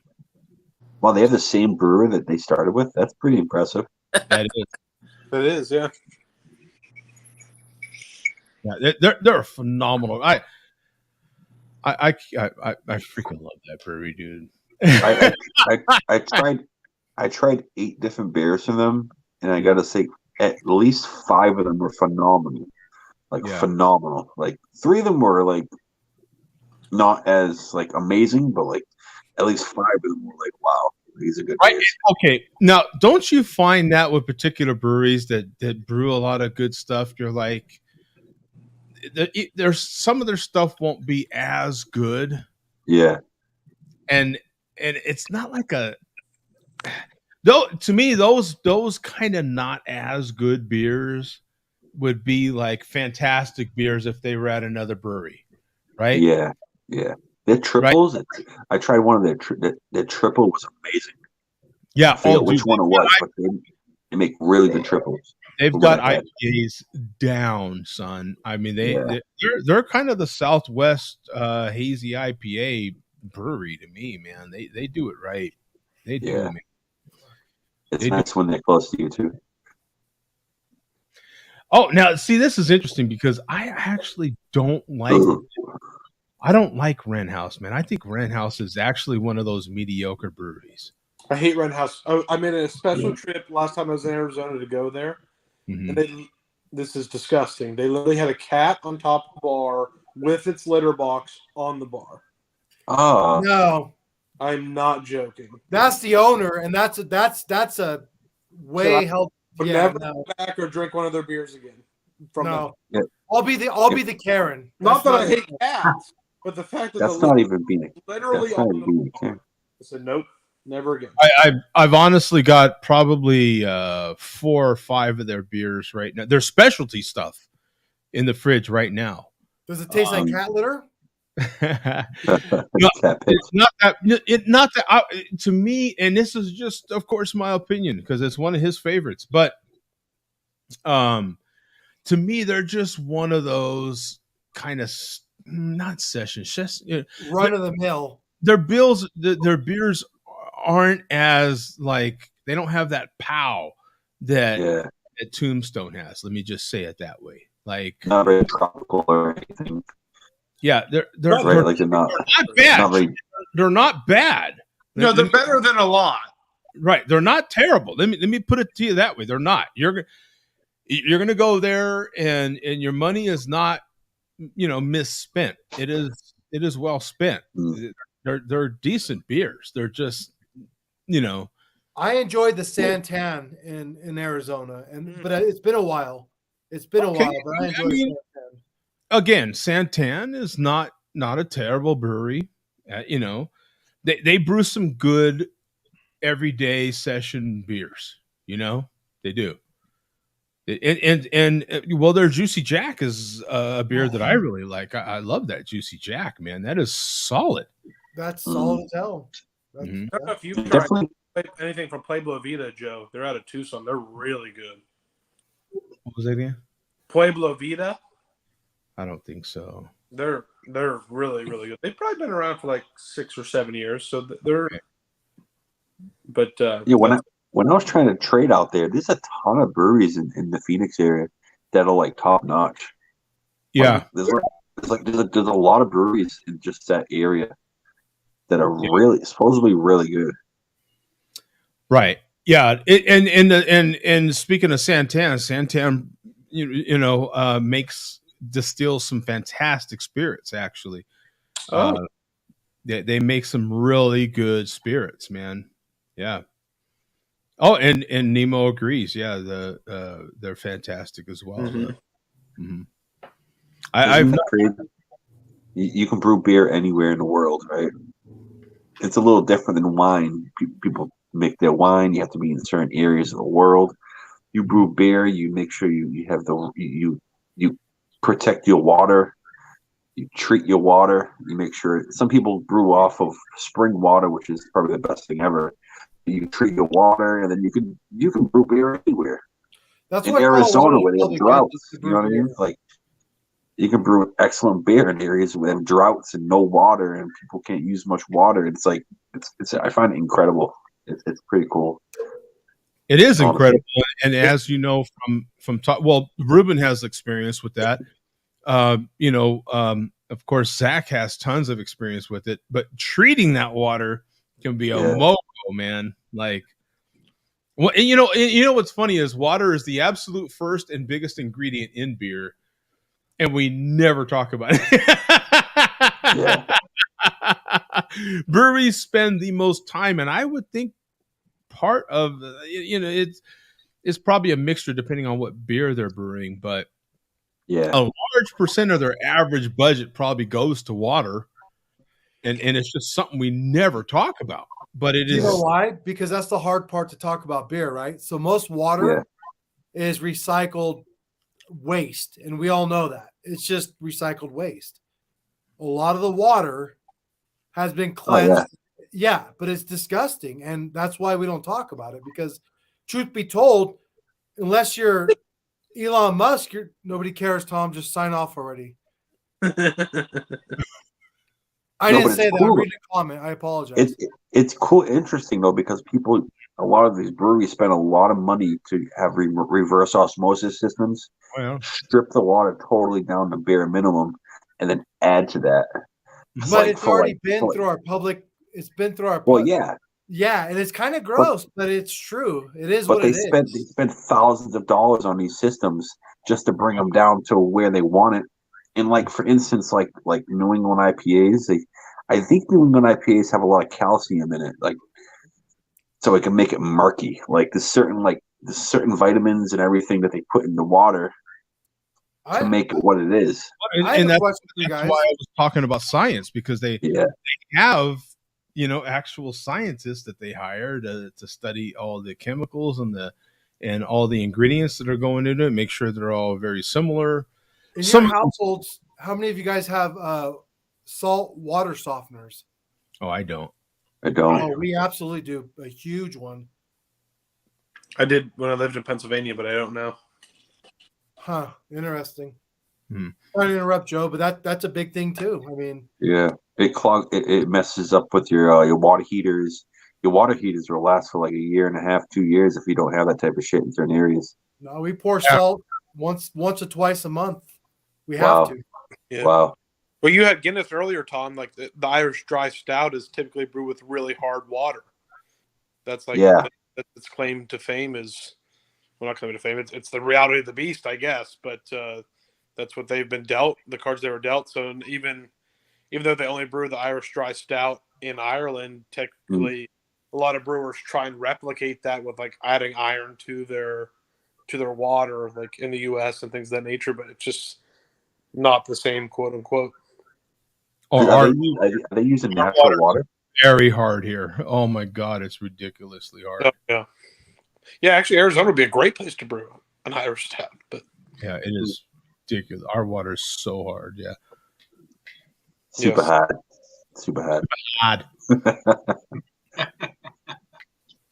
Oh my God, it's so hard, right? If it's super hot, it must be hard to take a shower. So right. So what's the status? Just to completely do a 180. What's the status to go into sports on baseball games, man? What's anybody got any scores on ball games right now? Where are we at? Do we know? I'm watching the Penn State football game, so I'm. How's that? It's going in my favor, 17-3. It's a white. Nice. Who they playing? Oh, nobody. Minnesota. Okay, but still though, it's in their conference. It's in their Big Ten. Yeah.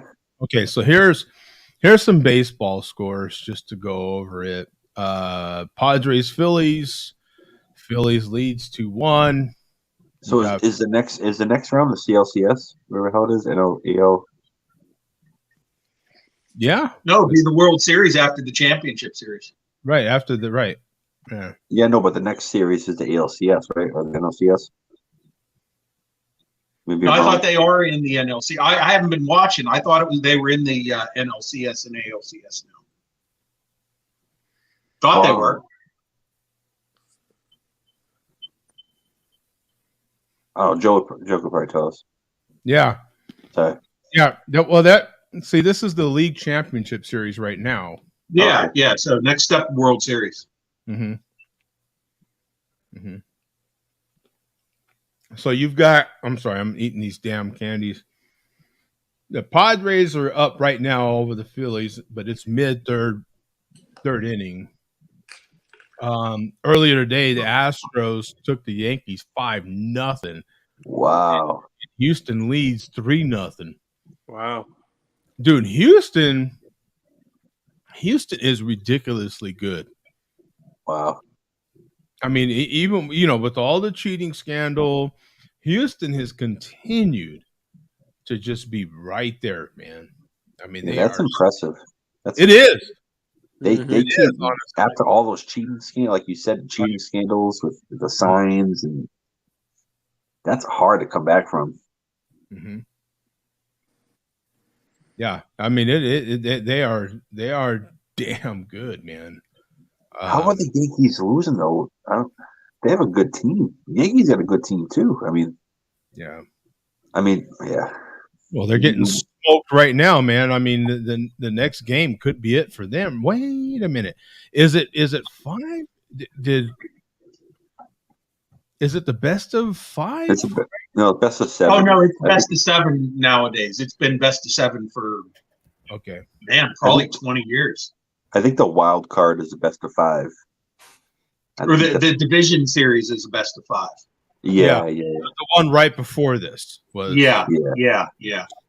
The champion or the league championship series used to be a best of 5, but man, I think it was in the 90s when they made it a best of 7. Hey, more games, more money generated. Yeah. So what do you guys feel about the time clock, the pitch clock? The pitch clock, how they're going to add next year for. How do you guys feel about that? I don't know what you're talking about. I apologize. The pitcher only has a certain amount of time to throw a pitch. They're trying to speed up the game. I would rather. What's that, Coach? What's the time? 20 seconds, 30 seconds? What is it, Tom? Is it 45 seconds from the time he gets the ball back in his glove from the catcher? I don't know. I think it's much less than that. I think it's 20-something seconds. I think as Joe it might be knows, 20 to there's a 30 balk seconds. rule, so you have to get rid of the balk because there's a balk rule. So you can't have time and place with the balk rule. You have to get rid of one or the other. Does that make sense, or do I sound ridiculous? I might be wrong, Joe, but I think it's not 45 seconds is a long time. I think it might be somewhere closer to 30.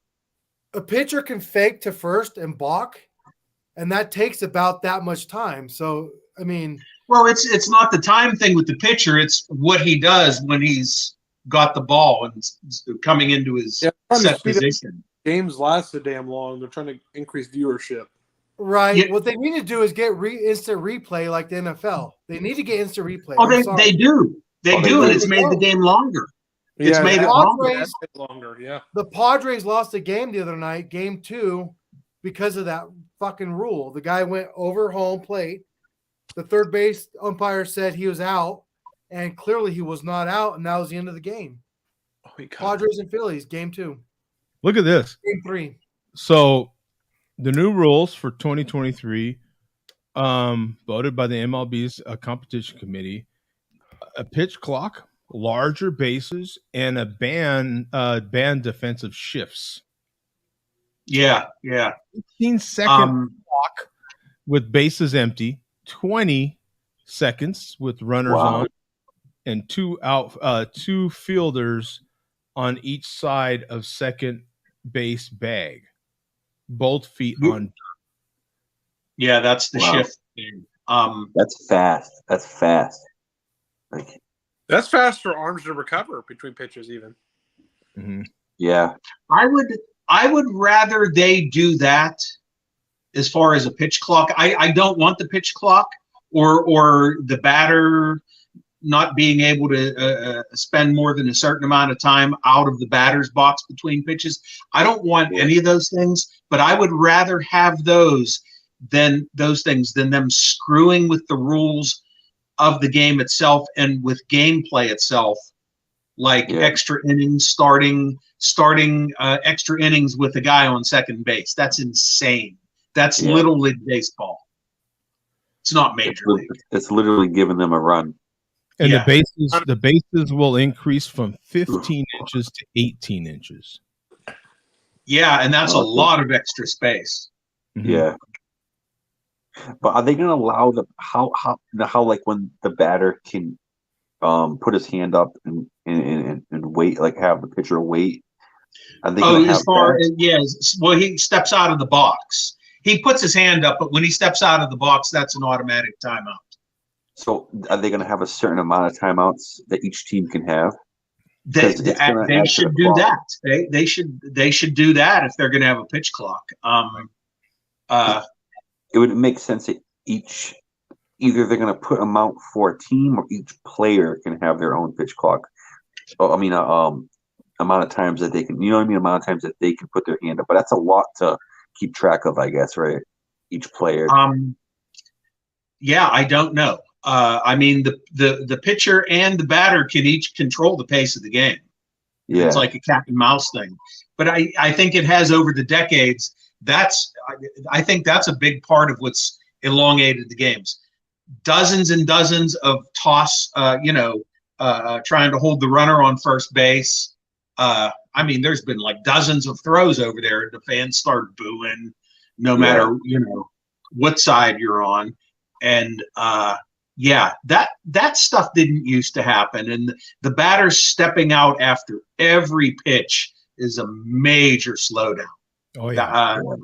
Oh my gosh, the game is so long to watch now. Because I've watched old games and I've tried to pay attention to what the players did and didn't do back then as opposed to now. And another thing that makes the games longer, all the commercials. It's longer commercial breaks between innings. Once again, it gets back to money. Yeah, it's all advertisement. That money part, the money is ridiculous. I think there used to just be like games on TV. I think there just used to be a 60-second commercial between innings on TV, and then it was back to the game. Do you think baseball will ever be what it used to be from like a viewership point of view? No, it's too boring of a game. The fans demand instant action, which football provides. Basketball with the dunks, hockey with the fast-paced play. I love baseball, sport, but its time has passed as America's national pastime, and that's not me. It's the way humanity is now. They just everybody just. But you demands look too much. like Japan and Korea, and they go wild for baseball. Well, the Because problem they have patience. the problem with baseball is a regional game. Baseball is a regional game. It's hard to watch. It doesn't carry over. In other words, like football. Football, if there's a football game on, people are going to watch. Mm-hmm. They just want to watch football. Baseball, if it ain't necessarily your team, or if you're not a diehard, you're not watching Phillies in San Diego, for Christ's sake. Are you kidding me? Yeah. You're not watching that. No one's signing up to watch that. The minute the Yankees are out, no one's going to watch. There's certain teams that carry over. They're a big national name. You might get some people that are bandwagon type fans to watch maybe Houston, but a lot of people aren't still going to even watch Houston. They don't know the first damn thing about Houston. You know what I mean? The Dodgers versus Boston versus New York's, your Chicago Cubs, the big names will draw. But once those teams are out, baseball's so regional, and it's a shame because you've got some phenomenal teams in there. I think another thing is there's so many games, and it's just when you're playing football 16 or 17 games versus 162. Yeah, football's once a week. So and there's a little bit of a lobby with baseball to go back to what was it, Bum, before 162, 154? 154, yes. And so there's a lobby to go back to 154. But even that ain't going to happen. You're talking about anything, Is the juice for the squeeze at that point? But yeah, with the extra playoff games for that are going on now with the wild card and everything, the season's still going to end early November. Exactly. Yeah. I feel like they need to do something. They put them all on roids. Oh, they have already done that. I know, but I don't know. That's probably the highest viewership of all time was when that happened too. Yeah. With baseball, it's like, they're all doing something. With every sport throughout history, they've always been doing something. I don't care what sport it is. Football, basketball, baseball. They've always been doing something. It's just a matter of getting caught. And the charm of baseball, the appeal of baseball from people that aren't even sports fans is just the fact of the strategy of the game, the numbers, the history. People that are into history and people that are numbers guys just typically will just fall all into baseball, and they're not even sports fans. It's just baseball's that unique sport. It's that unique sport where you go to, as a matter of fact, living in a place where they have spring training, you get a lot of those type of fans here. During spring training, if you go to a spring training game, you're gonna run into some serious geeks that just know the ins and outs of the history of the game, that they know all the stats, the numbers on particular players, and it is amazing to talk to some of these people. You're describing my brother to the T. That's exactly him. Your numbers people that are numbers people just love baseball. I mean, because baseball is all about statistics. It's all about the numbers, analytics. It is just all about it. I mean, to have a blockbuster movie like Moneyball come about from the statistics of baseball shows you that the fan group exists. And and baseball has a folklore to it that NFL football will never have. There's obviously stories about old time football games and the classics and stuff, but the baseball folklore, it just can't be beat. Yeah, Vegas says baseball is chess, football is checkers. Yeah. Put it. And I don't know if this is correct or not too, but maybe not now because football players have a greater exposure due to social media and stuff. But all through, last century, baseball players, if you ran into a baseball player in public, you could recognize them because you would see their face on TV. All they were wearing was a cap. A football player was totally enclosed in a helmet, and unless you bought a program or something and saw their faces in the program, you didn't even know what these guys looked like. You'd have to be like a superstar, like a top 2 player on each team. Right. I mean, that has changed nowadays with social media, but for the longest time, you didn't know what most football players looked like other than your local players. It's honestly kind of the same. The running back, the quarterback, and the couple wide receivers. Yeah. And that's about it. That's about it. Yeah. Yeah, your wide receivers, certain tight ends on certain teams. Yeah. But nowadays, though, honestly, you've got damn near your whole defense. Damn near the whole defense. Safeties there's certain safeties that have big names. Cornerbacks. Yeah. There's a ton of big cornerbacks now, that have decent names. And nowadays, even your middle linemen, your middle defensive linemen.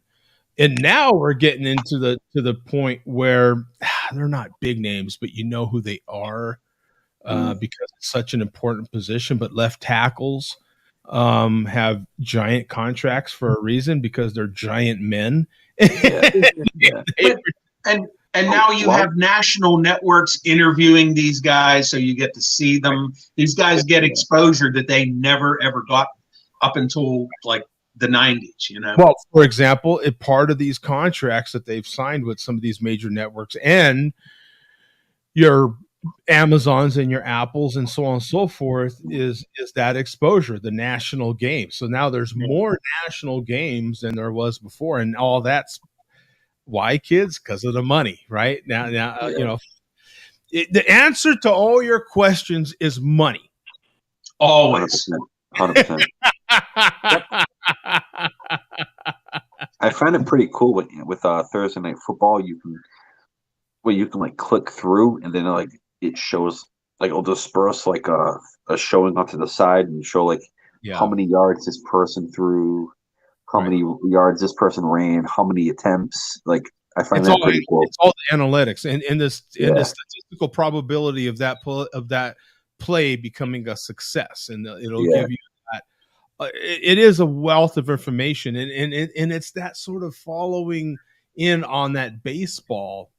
To me, baseball still is that they may not be that front type of leader like it may seem like football is, but I want you to think about for just a second how much baseball still means to us. Just in general, everyday conversation, do you use football analogies or baseball analogies? It's always a baseball analogy. It is always a baseball.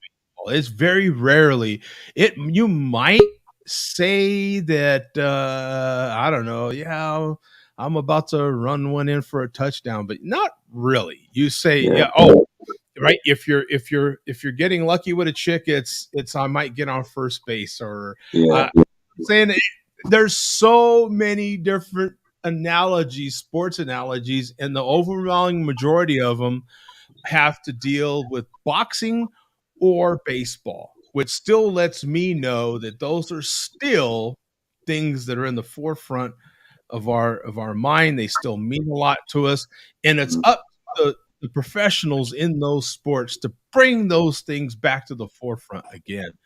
Boxing and baseball are the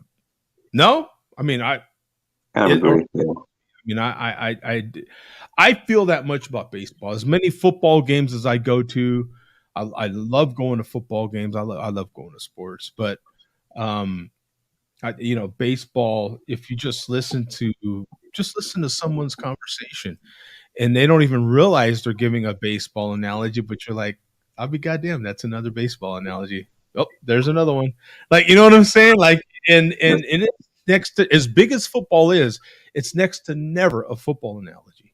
Like you would think, like you go out there, you don't say, "Oh, I got a first down," or you say, that was a home run. That wasn't a touchdown, right? Or a strikeout, strike one, strike two, or you don't. Yeah. Well, even to Joseph, you get a good point. I'm a boxing fan, and he's saying like, "Oh, that was a knockout." Yeah. All the time. They still say the chick's a knockout. Yeah. But you can say the chick's a knockout, but you don't say, "Oh man, I failed to make the 2-point conversion with her." Yeah, exactly. You know what I'm saying? Don't be greedy, bum. Don't be greedy. Yeah, it's engraved in us. 100%. Right. No, but that's so true. I didn't think of boxing in the mix, but that's a great point. Yeah, those things are still. I mean, and we all know how big a deal those heavyweight fights were, man. I mean, everybody in the world would tune in to a great fight.